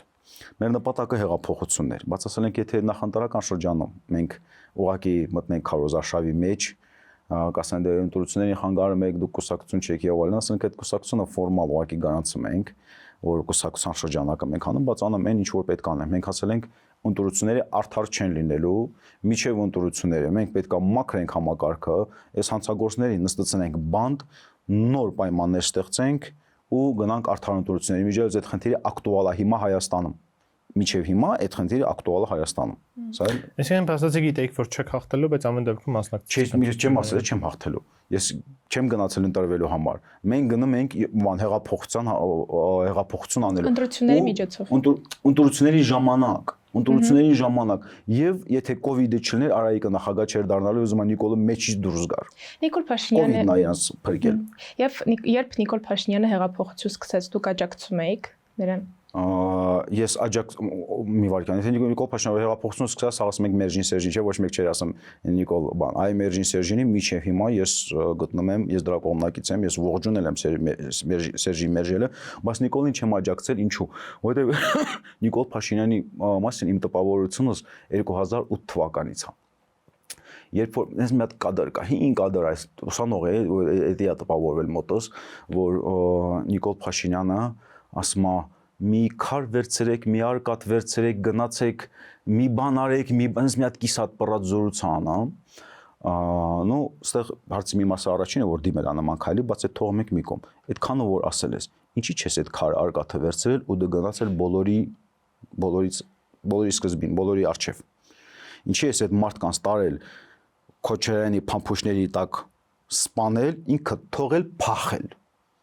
Ինքը թողել փախել եւ ինքը որ չի գնացել այդ քայլին այն ժամանակ ինչքան էլ խոսում էր բան ազգային ժողովում ակտիվ ելույթների բաներ միշտ այդ կասկածանքը մեջ չկար որ սուտեկի էսի ինչ չի էլի իսկ երբ առաջին անգամ Նիկոլ Փաշինյանը ձեզ սխալվեց ու երբ էր միջև որ բաներ որ ինքը փորձում էր այն ժառանգելա փոխի ու որ բայից սկսած ինքը սխալվեց ու որը տենց ակնհայտ էր արդեն բարձրաձայնելի էր Արցախը ինքը ոչ մի բան էլ չի ուզեցել փոխի սկզբից եկել է 18 թվին հունիս ամսին Արցախում ճանապարհները փակվեցին։ Ես Երևանում էի միջելուց։ Ուզում եմ ասեմ, այդ մի փակելու հետ ես հետո գնացի, միացա այդ բանին։ Նիկոլ եկավ, ասեց, բանը, բակոն մնալու է մինչև 18 թիվը։ Լավ, ասեցինք, ես չգիտեմ, ինչ զորություն արեց, բայց դե։ Ընտրությունների ժամանակ արդեն միանշանակ բարձր որ Արայիկ աջակցում դե Արայիկներ բոլորը գիտեն որ ոչ թե Արայիկը վերնախավը կոռումպացված վերնախավը ու ծրագիրը նեցել որ Բաքուից հետո պետք է Արայիկը նստեր դե այսինքն ինքը եկավ համագործակցեց կոռուպցիայի հետ ընդ որում ստեղ առանց ինչի չկար ու տենց մի ուժ որի հետ հնարավոր կլներ բայց ինչի օրինակ համար զես Նիկոլ Փաշինյանն ընտրեց Արայիկ Հարությունյանի հետ համագործակցելը այլ ոչ թե նոր հեղափոխական մի հատ ուժ ծնել Արցախում կամ այնպիսի մի ուժի հետ համագործակցել որը որ այդ կոռուպցիայի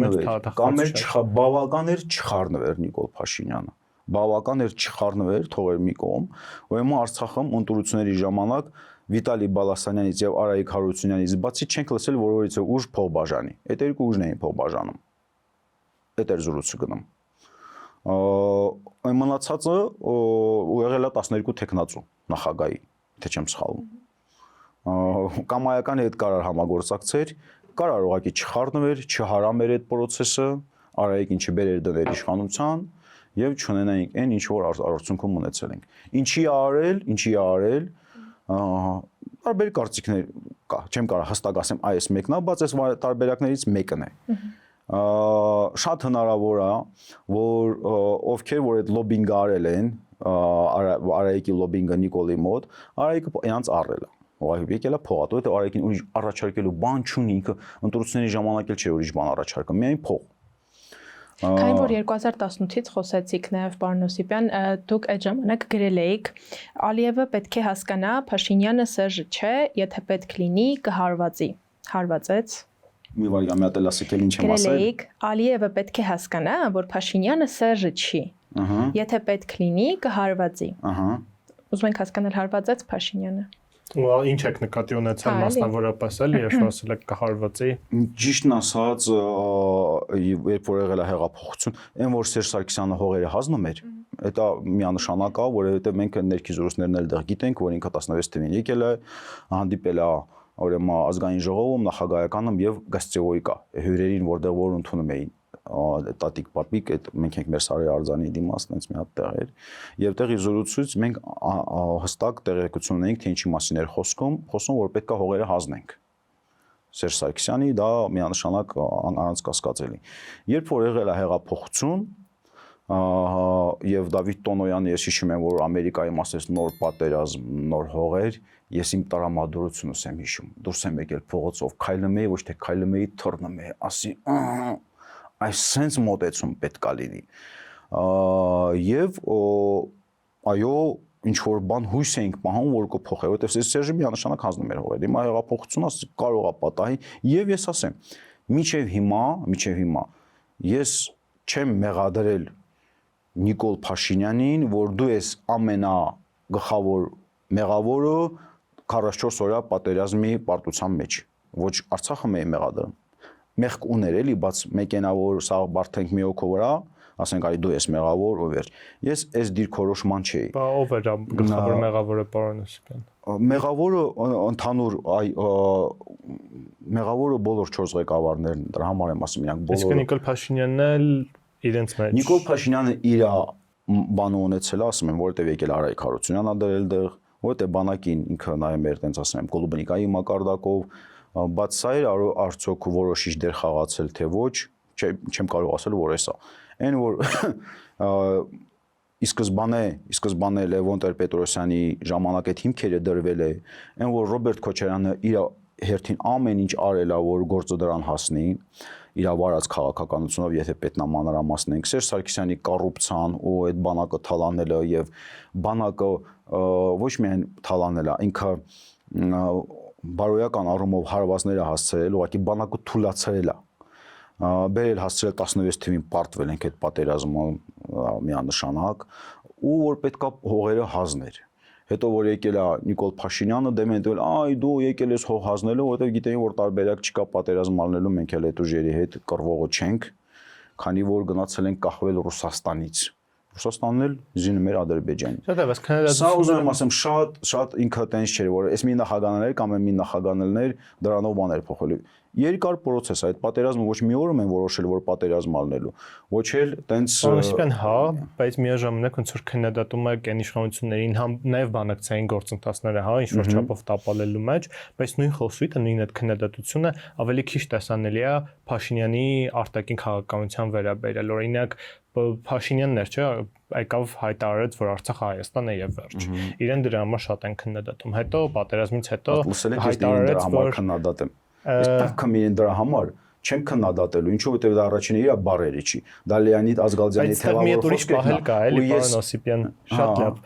Բայց մյուս կողմից էլ 2020 թվականի պատերազմից հետո էլ ուրիշ հայտարարություններ, հա, անում ասում էր Արցախը պիտի մտնի Արցախը պիտի բանակցի իր համար ու վերջ, հա, այսինքն այստեղ կային հստակ արտաքին դիվանագիտական կապերի որոշ խզումներ,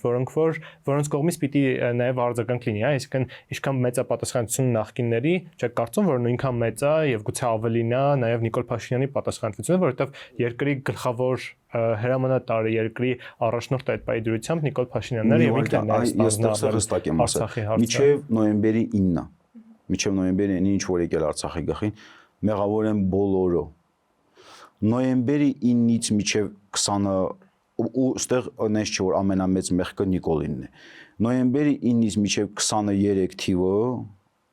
Նիկոլի արդեն որոշումները եւ դերակատարությունը այդ հայաթափման մեջ մեծ էր, ոչ քիչ քան մնացածին, ելի միասին են եղել։ Գրանադայում, որ ինքը որոշեց, որ Արցախի հարցը միջելոց ասում են, բան Պրագայում չի եղել դա, Գրանադայում այն հարցը Արցախի հարցը փակել, արանքից հանել։ Բայց ես միջև հիմա տեսնում եմ, որ նույնիսկ Մինսկի խումբը լուծարեցին, էլի Նիկոլը որոշումը կայացրեց լուծաբաց, դե Քոչարյանն էլ դեմը պահում էր։ Բա ո՞րն էր շրջադարձային պահը, որ մենք Արցախը կորցրեցինք, ըստ Շրջադարձային պահը, որ Արցախը կորցրեցինք, դա այն էր, որ նույնիսկ նոյեմբերի 9-ից հետո մենք ռուսներից չհրաժարվեցինք։ Մենք չպահանջեցինք, որպեսզի Արցախում մուտք գործեն միջազգային խաղապահուժեր։ Մենք մեր արտախորհրդարանական ընդդիմությունը ու Տիգրան Պետերոսյանը հնարավոր չէր Արցախը պահել։ Ինչ։ Որ պահն է շրջադարձային, որ էլ հնարավոր չէր Արցախը պահել։ Դե ինքը կոնկրետ օր ժամով չէ էլի որոշում։ Պրոցեսա չէ գնում ինչ որ ընթացքա։ Որ պրոցեսից սկսվեց դա։ Որ Արցախը հնարավոր չէր պահել, երբ որ արդեն միջանցքն էին փակում սկզբից էկոակտիվիստներով, հա, հետո զորքով։ Այստեղ գոնե պետքա պարզ լիներ, որ միանշանակ Ռուսաստանը հանձնում է տարածքը, այստեղ արդեն պետքա բոլորին պարզ լիներ։ Ու մեր միակ փրկությունը նրանումն է, որ Ռուսաստանին դուրս հանեինք տարածաշրջանից, ստանայինք արևմտյան աջակցություն, իմիջիալոց 90-ականներին տենց են արել։ Արևմտյան աջակցություն ճիշտ է չենք ստացել, բայց ռուսները, որ օպերացիա կալցոյեր արդեն մեր դեմ էին աշխատում, արցախցիները ստորագրահավաք են արել, 300 հոգի ստորագրել են, տվել ռուսներին, որ զորքդ եթե ստերից չանեք, սկսելու ենք խփել։ Ռուսաստանը զորքը հանեց եւ որպեսզի Արցախին էլի կախվածության մեջ բայ սկսեց զինելը։ Այս միջոցով արդեն, բայց արդեն դու որոշակի անկախություն ես ստանում, համենայն դեպս քո զորքն է զինված, ինքը չի որոշում, որ այս վերջում ոնց պետք է անեինք այդ process-ը, պարոն Օսիպյան, հա, ոնց որ ուզում ենք հասկանանք 2023 թվականին, որտեղ դուք էլ եք նաև խոսում, որ կամ ռուս խաղապանները SS ինչ անում են, կամ իրենք թողնում հեռանում են, ու հետաքրքիր է ոնց էր էլի այդ process-ը տեղի ունենալու, այսինքն այդ իրենց լքելու կամ ստիպել, որ իրենք լքեն տարածաշրջանը, ոնց որ 300 ստորագրություն էլի հավաքեի բավական միջազգային հանրությանը ՄԱԿ մի հատ նամակ գրեր, ասեիք բանա ՄԱԿ-ի բանանք խաղապահ զորքեր ենք պահանջում։ Պարոն Օսիպյան, այս հակարի կամուրջից էլ մի փոքր խոսենք էլի, այդ 2023 թվականին, երբ որ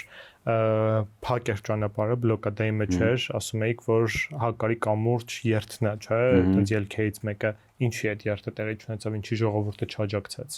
Այդ երթը տեղի ունեցավ, երբ որ արդեն ավտոբուսները շարել ենք հրապարակում։ Մեզ ժամանակ էր պետք, որպեսզի կարողանայինք իրազեկեինք առաջինը համայն միջազգային հանրությանը, ինչպես Հայաստանում բոլոր դեսպանատներին նամակ գրելով, որ տեղի է ունենալու երթ, խաղաղ երթ, որպեսզի ուշադիր լինեն։ Մենք պետք է կարողանայինք այդ երթը գոնե բանանեինք, տեսաձայնագրեինք, եթե ոչ ուղիղ եթերով փորձեինք դա անենք, սա իմաստուն է ամեն ինչի համար ասում եմ, ինչու, որովհետև վտանգը ինչու՞ն էր, որ կարող կարակի։ Մենք մի բան էինք ասում, այն որտեղ որ փաստեր է մնալու, Ալիևը հանցագործության չի գնալու։ Եթե տեսաձայնագրություն չկա, եթե կարելի է կարակել ու էդի մի ձև փակել այդ հարցը, միանշանակ չի մտածելու կարող է սահին գնդակահարի։ Բայց մենք այս նախապատրաստությունը էինք որոշել անեինք, մեծ ուշադրություն գրավեինք, մեզ օրեր էր պետք, որպեսզի որ կարողանայինք անվտանգությունը ապահովեինք երթի։ Երբ որ ավտոբուսները շարել ենք, աջակցությունը շատ ուժեղ էր, ժողովուրդը ոգևորվել են, բայց մի օր տևեց, ինչի որովհետև Ադրբեջանի լրատվամիջոցները ընդեղի իրանց այդ գործակալները մի նյութ գցեցին համացանց, որ սա Նիկոլ Փաշինյանի եւ Արայիկ Հարությունյանի պրովոկացիան է, փորձում են տերորիստներին դուրս հանել այս միջոցով եւ այլն, Արցախի падգամավորները վերցրել են այդ նույն տեքստը, սկսել այդ վախը ներշնչել հասարակության մեջ, որ սա Արայիկ Հարությունյանի եւ Նիկոլ Փաշինյանի անունը ներգրավելով, որ Օսիպյան Արտուրի միջոցով պրովոկացիա են անում ժողովրդին տանեն կոտորեն։ Եվ այդ վախը սկսեցին ներշնչել արդեն ներսից։ Եվ տապալեցին ամբողջ process-ը, որը որ փրկում կլներ եւ որը որ ցույց է տվել փորձը։ Իմիջիայլոց դուք ասում եք, որ հնարավոր է, որ բլոկադան հենց համաձայնեցված է եղել Հայաստանի իշխանությունների հետ։ Դա ոնց ինչպես ինչ որ փաստեր ունեք։ Մի անգամ այդ Factor TV-ի հետ հարցազրույցի ժամանակ եք ասացիք հավանական եք համարում, որ բլոկադան Ադրբեջանը համաձայնեցրել է հայ իշխանությունների հետ կամ հայ իշխանությունները իմացել են, հա, կարող է եղել է, որովհետև նայեք, միջև բլոկադան, այ ոնց է մեզ զրկել Արցախը Սյունիքի հետ կապող մայրուղուց։ Մայրուղին արդեն ուրեմն դա եղել է համաձայնեցված, այո, Նիկոլ Փաշինյանի հետ մեկտեղ եւ Արցախը ազգային ժողովում ներգրաված բոլոր կուսակցությունների իրար հետ։ Դա եղել է 2022 թվականի օգոստոսի 30-31։ Ուրեմն Ալիևը ճանապարհի մի մասը կառուցել է։ Մենք այս մի մասը դեռ չկառուցած նոր մայրուղու Նիկոլի հետ մեկտեղ համաձայնեցրված այդ մայրուղին գործող մայրուղին փոխանցել են Ադրբեջանին։ Ու մեզ թողել շրջափակման մեջ, ուղղակի ճանապարհ չկար, ասենք թե ոչ մի բանով, հա, ավտոյով չես կարա այդ ճանապարհով եղել ինչ որ քանդված ճանապարհ, որը որ հնարավոր չէ շահագործել։ եւ Արայիկ ես այդ SMS-ները որ Արայիկ ինձ կարդում էր, ես որ իրանն էի մեղադրում, որ այ հիմարն էս ինչ եք անում, բա որ չանենք շրջափակման մեջ եք ընկել, ասեցի sense tendency ընկնել ենք շրջափակման մեջ, եթե Ալիև այդ բանը նպատակը ունի, ավելի լավ է շրջափակման մեջ ընկնենք Աղավնոյի հետ մեկտեղ, քան այն ինչ որ այդ էլ զուգահեռ է սա իր հետ Աղավնոյի տարհանումը, Բերձորի տարհանումը ու Մայրուղիի փոխելը։ Քան թե այս ինչին որ դուք գնում եք։ Ինքն էլ հանելա ցույց տվել բան ասма Նիկոլո ինքնաթիռից էր SMS գնում որ շուտ տարեք այդ հարցերը լուծեք ու տեղը 5 գերի ենք ստանում նույնիսկ բոլոր գերիների հարց չեն էլ լուծում Արցախը տվել են մտցրել են շրջափակման մեջ 5 գերի գնով եւ երևի այս կատարվածքով եմ ասել որ սա իրար հետ համաձայնեցված է եղել ու այո համաձայնեցված է եղել Արայիկ Հարությունյանի հետ մի խոսակցության հետ կապված էլ հարց առաջացավ երբ որ Արցախում 3 երիտասարդներ առևանգեց Ադրբեջանը այդ ժամանակ դուք լայվ մտակ Արայիկ Հարությունյանի հետ եք խոսում ինչ որ պահանջներ եք ներկայացնում խնդրեց որ անջատեք այդ լայվը նոր խոսեք հետաքրքիր է երբ որ անջատեցիք լայվը դրանից հետո ինչ եք խոսել իր հետ Ոչ մի բան էլ չեք Ինչ որ բան ասեց Վայ ես էի պահում Հա դուք եք պահում ասում եք Պայմանների համաձայնվել է դրա համար եմ անջատել թե չէ ուրիշ ձև չկար որովհետեւ պայմանը նրան էր որ բոլոր քաղաքական ուժերը հավաքվեին ազգային ժողովում եւ գային մի եզրակացության դուրս գային ժողովրդին ասային ինչ ենք անում դա եղել է օգոստոսի 28 երևի 29-23 թվի իմիջայլոց Տեղ ու բոլոր քաղաքական բարձր Ռուբեն Վարդանյանց մնացածը բոլորը ներկայացել են ազգային ժողով։ Այդ ազգային ժողովում բոլորի ելույթները տեսաձայնագրված է եւ շատ կարեւոր հարց տվեցիք իմիջիալոց, որովհետեւ Նիկոլ Փաշինյանը, եթե չեմ սխալվում, դա միտեղ էլ ասել է, որ ես կոչ եմ արել, որ արցախցիները լքեն Արցախը։ Երբեք նման կոչ չի եղել ու միշտ եղել է ճիշտ հակառակը, իսկ այդ տեսաձայնագրությունը հիմա ԱԱԾ-ի ձեռն է։ Իմ ունեցած ինֆորմացիայով հանեն հրապարակեն ով ինչա խոսացել կամ գոնե իմ մասս դնեն մի հատ տեսնենք այդ երբ եմ ես գոնե մի անգամ կոչ արել որպեսզի արցախցիները դուրս գան բայց բացի դրանից էլ ինքը մեկը իրավունք չունի տարբեր մարդիկ այդ կոչը արել են հասարակախ ինքը իրավունք չունի մեղքը գցի իրանց վրա որտեվ իրանք են բերել հասցրել այդ վիճակին Նաև ասում եք, որ Արցախի նախկին ղեկավարների կույր հավատը Ռուսաստանի նկատմամբ կործանեց Արցախը ու իրենք էլ Բաքվի բանտում հայտնվեցին այդ պատճառով, իսկ հետաքրքիր է ինչ այլընտրանք ունեին իրանք, հա, քան չվստահել Ռուսաստանին, որովհետև այդ շրջանում Ադրբեջանը ռազմական գործողություններ էր, չէ՞ պլանավորում։ Բայց այդ հարցին պատասխանել եմ։ Ասել են պետքա դիմեին միջազգային ՄԱԿ, ասեն միջազգային խաղապահ ուժերի խնդիրի կա։ Գիտեք ինչա, եթե չես դիմում Բայց ՄԱԿ-ի անվտանգության խորհուրդ Հայաստանի Հանրապետության արտգործնախ խորհրդությունը գնաց, բարձրաձայնեց այս հարցը, բայց ոնց որ որոշում էլ չեղավ։ Երբ եղել, որ դուրս են եկել ասել, որ ռուս խաղապահները իրանց վրա վերցրած պարտականությունների չեն կատարում, մի հատ տենց հայտարարություն ցույց տվեք։ Իսկ եթե դու դա չես անում, արդեն դեռ զրույց ասում են ինչ խնդիր ունեք, հա, խաղապահները կան, հա, խաղապահներից դուրս գոհ եք, ոչ, դու էլի չկա։ Սա հարց փակվում է։ Խնդիրը պետքա դնես, որ այս խաղապահները իրանց վրա վերցրված պարտականությունները չեն կատարում։ Այս ժողովրդի անվտանգությունը ապահովված չի։ Ո՞վ է դա արել։ Ոչ մեկ։ Մենք դաժե ուրիշ բան ենք տեսել։ Սեպտեմբերի 29-ին էր կարծեմ, 20, 21, 22, չգիտեմ, այդ պատերազմից հետո, այս վերջի պատերազմից հետո։ Թշնամին Հրաձիքով կարակը մեր Ստեփանակերտի շենքերի վրա իմիջիալոց նույն Տիգրան Պետրոսյանը քիչ էր մնում իրաց բակում սպաներին զորով փրկվեց անվտանգության խորհրդի նիստա տեղի ունենում Արադ Միրզոյանը ՄԱԿ-ում խոսում է դրա մասին Նիկոլ Փաշինյանը դուրս է գալի հրապարակային հայտարարություն անում որ արցախցիներին վտանգ չի սպառնում Էլ ոնց դրանք սաղը միասին ռուսին պահեին միջև վերջի օրը Հասկանալի է պարոն Օսիպյան, բլոկադայի ժամանակ դուք նաև խոսում եք, որ պետք է ավելի միասնական լինել, միևնույն ժամանակ հայեր ու թուրքեր բաժանումն էի կանում, երբ խոսքը գնում էր Աղդամի ճանապարհով գնալու մասին։ Հիմա երբ որ հետահայաց նայում եք, չեք կարծում, որ մի քիչ պարակտող խոսույթ եք կիրառել, կոնսենսուսի գնալու ճանապարհ չկար։ Ուրեմն խնդիրը սրանումն էր։ Պարակտման խնդիր չկար։ Կար մի հատ խնդիր սկզբանե դրած, որ այդ հանցագործները պետքա պատժվեն, պետքա թալանացը վերադարձնեն ժողովրդին ու այդ գումարները գնար ժողովրդի ու բանակի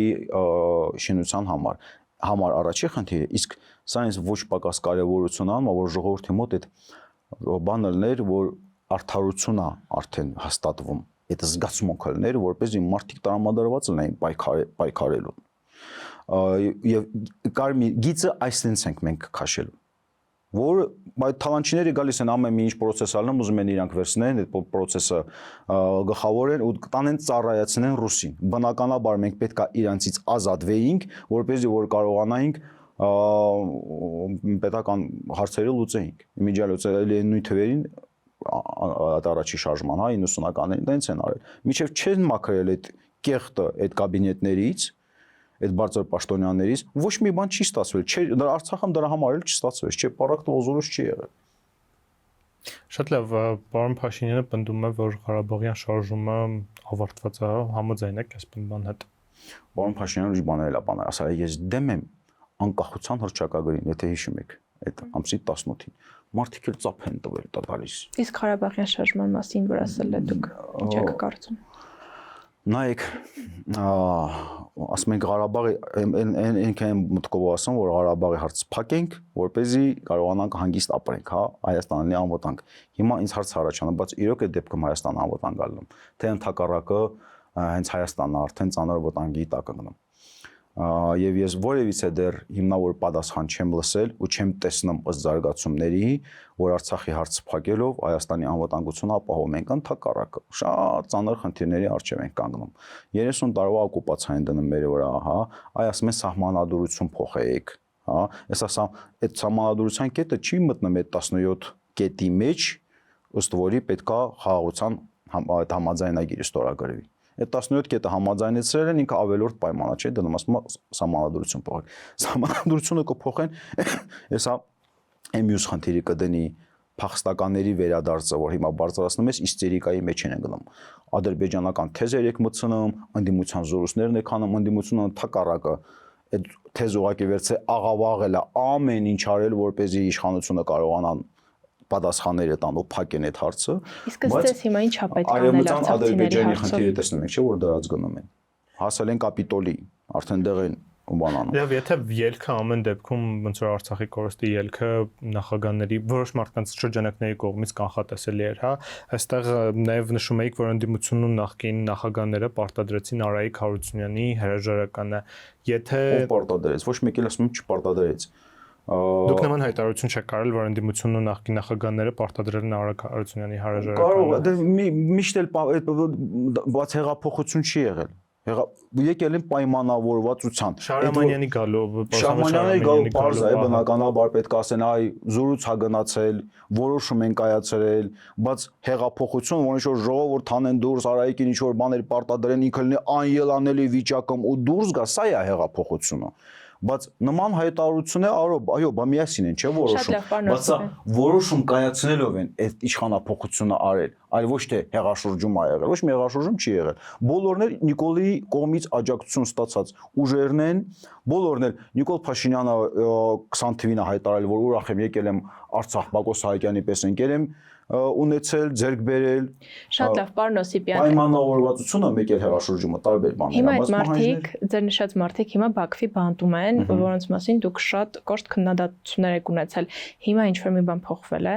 Ես ցավում եմ, որ իրանք Բաքվի բանտում են։ Ես ցանկանում եմ իրանք հնարավորինս շուտ ազատվեն Բաքվի բանտից եւ հայտնվեն Հայաստանի բանտում։ Էսա իմ ցանկությունս իրենց նկատմամբ։ Իսկ առասարակ ինչ է պետք անել հիմա ու ինչ է հնարավոր անել Արցախի ու արցախցիների համար։ Հիմա նայեք ինչ է պետք անել դեռ Հայաստանի բերիկ անվտանգության մասին խոսենք։ Որպեսզի մենք կարողանանք Հայաստանը անվտանգ պահենք, այ Ալիևը խնդիրներ է չէ դնում, ասում է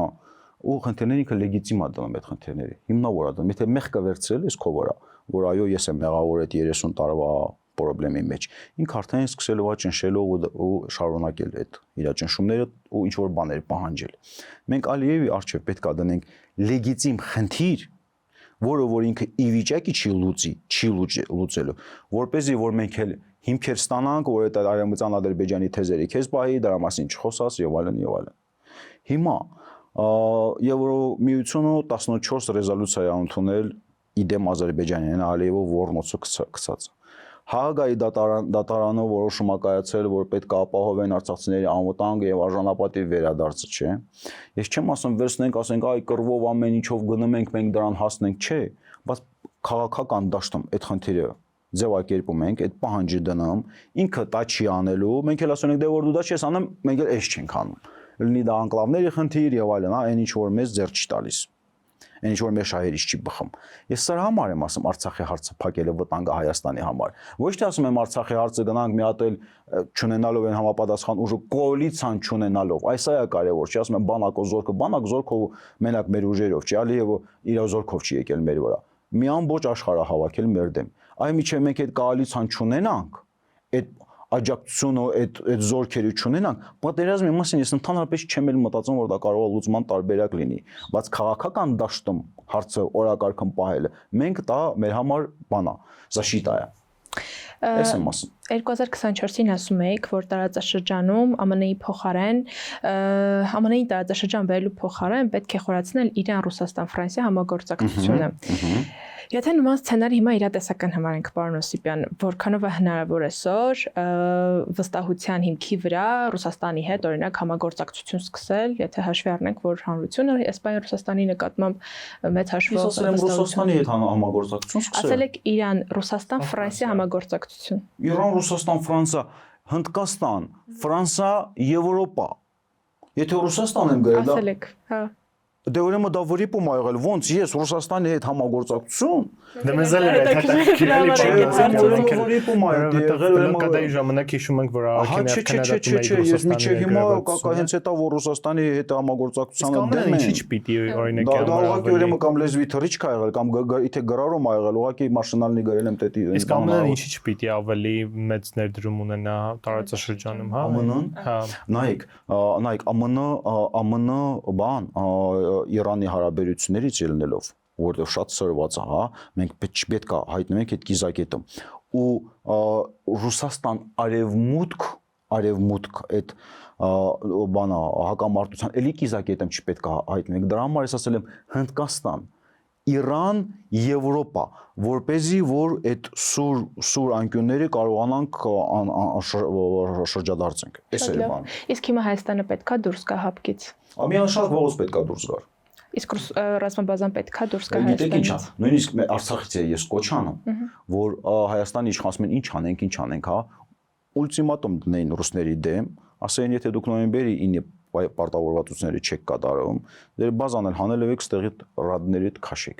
Եթե իրոք Արցախի կորուստը անխուսափելի էր,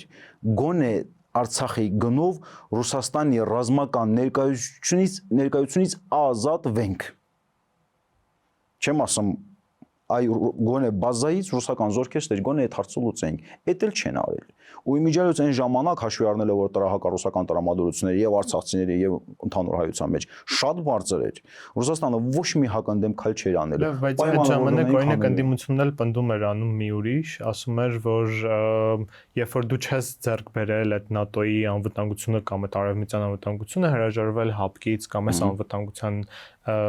գոնե ինչ-որ մի բանից, որը որ դեռ կա, դա մի քիչ դե հենց այդ հապկի մեջ ենք դեռ, հա, եթե օրինակ Հայաստանի տարածքի վրա հարձակվեն, գուցե եւ արձագանքեն, քանի դեռ ՆԱՏՕ-ի հետ այդ համագործակցությունը այդ նույն ծավալների չի, չարժի հապկից դուրս գալ։ Ուրեմն Ռուսաստանը կողմեր, որպեսզի Թուրքիան եւ Ադրբեջանը հարձակվեին Հայաստանի վրա եւ գրավեին մեղրին, այդ ճանապարհը վերցնեին իրանց վերահսկողության տակ։ Միակ պետությունը, ով որ դեմ է եղել դրան եւ այդ հարձակումը չի եղել, դա եղել է Իրանը։ Այսինքն Ռուսաստանը այս դեպքում մեր մեջ գտնվելով Հայաստանի տարածքի համագործակցումը քո թշնամու հետ։ Այդ դեպքում Իրան ստեղից հանելը միանշանակ քեզ միայն օգտաբեր է։ Իսկ Ֆրանսիան օրինակ հուսալի գործընկեր, անվտանգային հուսալի գործընկեր կարող է լինել։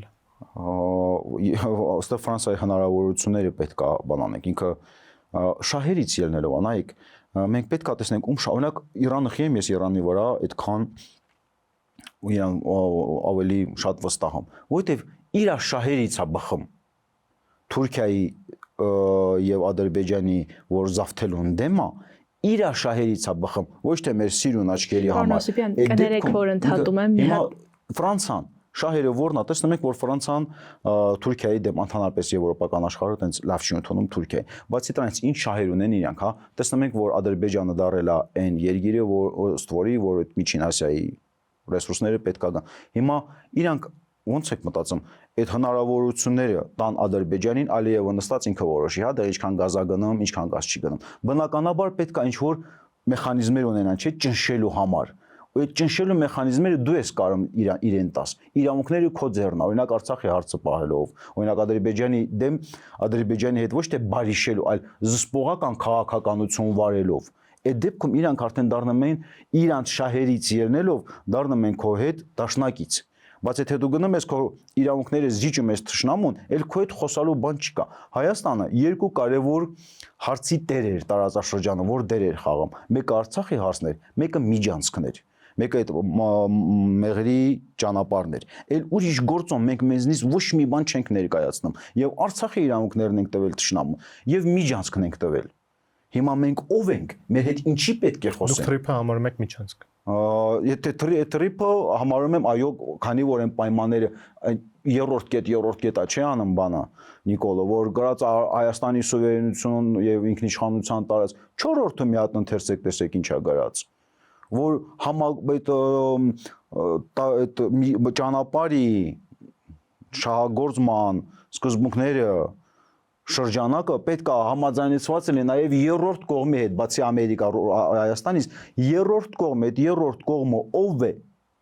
ով է երրորդ կողմում մենք պետք է համաձայնեցնենք, թե ինչպես է շահագործվելու այդ ճանապարհը։ Պարոն Օսիպյան, իմեն նախորդ հարցի հետ կապված ուզում ճշգրտում անել, մի փոքր սխալ եմ ձևակերպել, այդ Իրան, Ռուսաստան, Ֆրանսիա համագործակցության տեսակետներ են եղել, տենց ուղիղ դուք դրա մասին չեք խոսացել։ Հիմա հետաքրքիր ունեք Ֆրանսիան մեզ համար որպես ռազմավարական գործընկեր կարող է լինել։ Այ հիմա արդեն զգում եմ, որ բաց ենք թողում հնարավորությունը։ Եթե այս քաղաքականություն ենք վարում, ոչ, բայց եթե ճիշտ քաղաքականություն վարենք, այո, մենք արդեն տեսնում ենք, որ Ալիև ասում է Ֆրանսիայի հետ մեր հարցերը ված չի, մենք իրար հետ լեզու ենք գտել։ Որովհետեւ մի ժամանակ շատ էր, հա, իրենց մեջ որովհետեւ Ֆրանսիան պետք է մեր հետ աշխատեր, մեր հետ դաշնակցային հարաբերությունները խորացներ, մենք դավաճանել ենք Ֆրանսիային եւ Եվրոպային, իրավունքները տվել ենք Ադրբեջանին, ասել է ձեր հետ խոսալու բան չկա։ Հիմա ես գալիս եմ քո հետ, ասեմ, որ այ ես քեզ աջակցում եմ, որպեսզի բանը Ալիևը քո վրա չհարձակվի կամ Ալիևի աշկահանենք, Հայաստանը ասում է, խնդիր չունենք, Ալիևը մեր ախպերն է։ Այդ Ֆրանսիան ինչ պիտի խոսի։ Իսկ ոնց է գնահատում այս պայդրությամբ Հայաստան, Ադրբեջան, այս կարգավորման խաղաղության կարգավորման գործընթացը։ Ոչ մի խաղաղության կարգավորման գործընթաց չկա։ Ուղղակի մուրում ենք, խաղաղություն ենք մուրում Ադրբեջանից եւ տեղը ստանում ուղղակի ինչ որ տենց միայն ստորացնում է Ադրբեջանը մեզ դրանով։ Բայց ոնց որ առևտուր էին կանում, հա։ Ինչ բան Ռուսաստանից, եթե Ադրբեջանից Հայաստանից Ռուսաստան, Վրաստանի միջոցով էր տեղը ծորենը բանը եւ վառելիքը գալիս, հիմա բան Ադրբեջանի ճանապարհը գալիս, դառնում ենք մենք ինչ որ մի բան առաջ ընկած, կամ էլ մենք գնում ենք կախվածության մեջ ենք ընկնում ֆակտически էներգետիկայի առումով Ադրբեջանից ու ասում ենք ստեղ առաջ խաղացում կա, չեմ տեսնում ստեղ առաջ խաղացում, ուղղակի կախվածություն։ Իսկ այդ կարգավորման գործընթացը ոնց եք տեսնում։ Որ կարգավորման գործընթաց։ Հայաստան, Ադրբեջան այդ կարգավորման քաղաքականություն վարելով մենք պետք է հասկանանք, որ ադրբեջանցիները երբեք մեր հետ չեն բարիշելու։ Ինչու՞, որովհետև այդ ազգի самоидентификациան այդ բանը ինքնության սկզբունքը դրված է հայկականության վրա։ Սա իմ տեսակետը չի, որ sense վստահել եմ, սա գիտությունն է, ասպես ասում։ Եթե ազգագրագետներին ընթերցեինք, որ ովքեր ուսումնասիրել են այդ ադրբեջանցիներին, իրանց համախմբող գործոնը դա հակահայկականությունն է։ Իսկ այդ ինքնությունը փոխվելու հակում չունի։ Ոնց եք տեսնում։ Ունի։ Դա գիտեք ոնց ասեմ, մեր հետ ինչ պետք է կատարվի, որ մենք քրիստոնեությունից հրաժարվենք։ Չգիտեմ ինչ ձև պետք է գան տան ջարդեն, հա, սպանեն հայերին, ասեն այ ընդունի, չգիտեմ, կամ իսլամ կամ մի բան։ Այդպես մի բան պետք է կատարվի իրանց հետ, որ իրանք դրանից հրաժարվեն։ Դա միակ իրանց համախմբող գործոնն է։ Եթե Աստված հերո տանի հանկարծ մի օր հայերը եթե չլեն, ադրբեջանցիներն էլ չեն լինելու, որտեղ համախմբող այդ մանուֆակտուր չկա եւ քանի գնում է քանի Ալիևը ընդհակառակը այդ գործոնը ուժեղացնում է ոչ թե թույլացնում մենք տեսնում ենք Խոջալույի ցեղասպանությունից է խոսում 20 երկիր են արդեն ընդունել որ Հայաստանը ցեղասպան պետություն է Լավ պարոն Օսիպյան այսքան խնդիրներից խոսում ենք եւ խոսում է որ 60% տարածքը ադրբեջանցիները ինչ են ասում այս ինչ է բանը Նիկոլը կախել խոսում եմ իրանց էքս ղեկավարների էքս-չինովնիկների զրույցն եմ անում իրեն ինչ քարտեզա դոշից կախել Ադրբեջանի հասարակությունը համաձայն է այդ քարտեզի հետ որ տենց կախել է դուք ունեք 9000 քառակուսի կիլոմետր տարածք այդտեղ մենք ձեր անկախությունը ճանաչելու ենք եւ այս քարոզնա գնում եւ տեսնում ենք Ալիևի ինչ մեղադրանքներ է չէ ել չգիտեմ հիվանդ հասարակություն մեր գերեզմանների հետ էին պայքարում ինչու՞մ ասես մեզ քիչ ամնում միկրոֆիլիայի մեջ մեզ մեղադրել ինչքան ամես մեղադրել տարբեր հարցեր պարոն Օսիպյան եկեք հայկական ներքին քաղաքական գործունեություն հետաքրքիր է դուք կուսակցություն բացելու եք Հայաստանում դեռ իմաստ չեմ տեսնում բայց չի նշանակում որ քաղաքականությունով չենք զբաղվել Իսկ միանալու եք պլանավորեք միանալ ուրիշ քաղաքական ուժերի Գիտեք այնց միանալ բան քանի դեռ պարզ չի թե ինչ ենք անում ինչով ենք զբաղվելու միանալու խնդիր չկա եթե լինի դա կարող քաղաքական ուժ չլինի դա կարող անհատներ լինեն դա կարող կուսակցություն չլինի դա կարող շարժում լինի ինչ խնդիր ենք լուծում այդ խնդրի ձևակերպումը ես դեռ չեմ տեսնում ինչ որ շրջան զրույցներ գնում հանդիպում ենք խոսում ենք դրա մասին Լուծումներից մեկը կարա լինի այն որ ձեր կուսակցությունը վերագրանցեք Հայաստանում օրինակ դեռ նման մտքեր չկա որովհետև դեռ դրան չի հասել բանը թիմ պետք է լինի ու այդ արդեն էական չի իմ կուսակցությունը կլինի ես ընդհանրապես իշխանության գալու որևիցե խնդիր չունեմ այդ առումով դրա համար չեմ գտնում նպատակ կա կուսակցությունն ասել եմ Արցախի չի համար եմ հիմնել էլի այդ նպատակը չկա ստեղ էլ չկա նորմալ ինձ այդ չի հետաքրքիր ինչ ենք անում ոնց ենք իրավական կարգավորումներ մտցնում Հայաստանում ոնց է Հայաստանում կայանալու դատական համակարգը ոնց ենք մասնավոր սեփականության խնդիրը լուծելու ոնց ենք կուսակցությունների գործունեությունը եւ ընտրությունների ինստիտուտը հաստատելու այս 4 խնդիրը դա շատ կարեւոր է Իսկ հիմա Հայաստանում ինչով եք զբաղվում պարոն Օսիպյան աշխատանք ունեք գիտությունով այո ինչ որ հոդվածներ ուսումնասիրություններ գիտական հա ուսումնասիրություններ այո արվում է Իսկ ինչ ոլորտում Այ ոլորտը բաններ մատրասպознавание պատկերների ճանաչում եւ կապի բան կոդավորման տեսությունը կապված այդ հաղորդակցման կապերի Ումեն դեպքում գիտությունը չեք թողնել Չէ գիտությունը չեմ թողնում ճիշտ ասած մի քիչ էս AI-ն է հիասթափցրել որովհետեւ զգում եմ որ արդեն շատ ատեղ զբաղացնում Չէ ընդհակառակը ինքը իմ նեղ մասնագիտությունս արդեն ինձնից լավ այմանում Այդ առումով ոնց որ արդեն Շատ մրցակցային է էլի Ահա բայց դե համենայն դեպս ինքս ինձ վրա աշխատում եմ Այս հարցերը տան շատ եմ սիրում որ մտածում եմ այս կանանց եւ տղամարդկանց ղեկավարելու պահի բանով էի ուզում հարց տալ Հայաստանը ղեկավարել են տան անընդհատ տղամարդիկ հետաքրքիր է զուտ ոնց ինչ եք էլի կարծում արդյոք ժամանակը չի որ կին ղեկավար ունենանք ու գուցե ավելի լավ արդյունք ունենանք Մտքերս ես կարդում Ես այն 30 տարի հույսներս դրել ենք տղամարդկանց վրա հասես ժամանակն է որ կանայք ղեկավարին ես դեմ չեմ դրա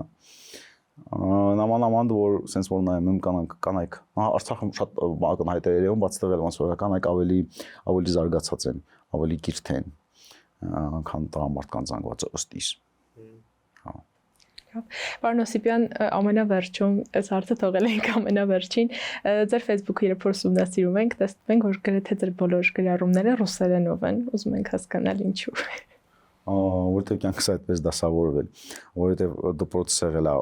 ռուսերեն եմ ավարտել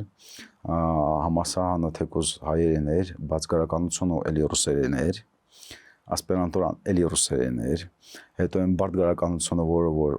համար հետաքրքիր է որը կարդում եմ գրականով դժվար է ու չկա էլ հիմնականում այդ էլ հենց պատճառ էր, որ ինչի եմ ռուսերենով շարունակել, որովհետև այդ գրականությունը ուղղակի մեծ մասը թարգմանված չի հայերեն, եւ սա այլ խնդիր է, բաց իմ խնդիրից չէ, դե արդեն պետքա սաղ թողեմ մի կողմ, երեմի 10 տարի էլ այդ ուսումնասիրեմ, հա, որ իմ մոտ իմիջիանլոս լեզուները ոչ մի լեզու լավ չէր ստացվում։ Ես ոչ մի լեզվով այտենց լավ ոչ գրում եմ, ոչ լավ խոսում եմ, իմս տեխնիկական էր, էլի հիմնական ժամանակս այդ գիտության վրա եմ ծախսել, դրա համար խնդիրների միջը հիմա դեռ հաղթահարած չեն։ Հասկանալի է։ Շնորհակալություն շատ պարոն Օսիպյան հարցազրույցին գալու, այսքանը պատմելու ու հետաքրքիր առասարակ զրույցի համար։ Ձեզ էլ շնորհակալություն, հարցերը լավն են, բայց շատ էր։ Քանի որ չենք կարողանում կրճատել, ոնց որ ինչ անում ենք, մեր հարցերը չի կրճատվում։ Քիչացնեիք, որ կարողանայինք երկար խոսենք մանրամասներին, որտեղ կար երկու ծանր հարցեր, այտենց երկու բառով չէր ստացվում, դե ոնց որ ստացվել, ոնց ստացվել ավելի ճիշտ։ Շնորհակալություն։ Դե շնորհակալություն։ Infocom-ի եթերում Control Z դեր մեր հյուրն էր Արթուր Օսիպյանը։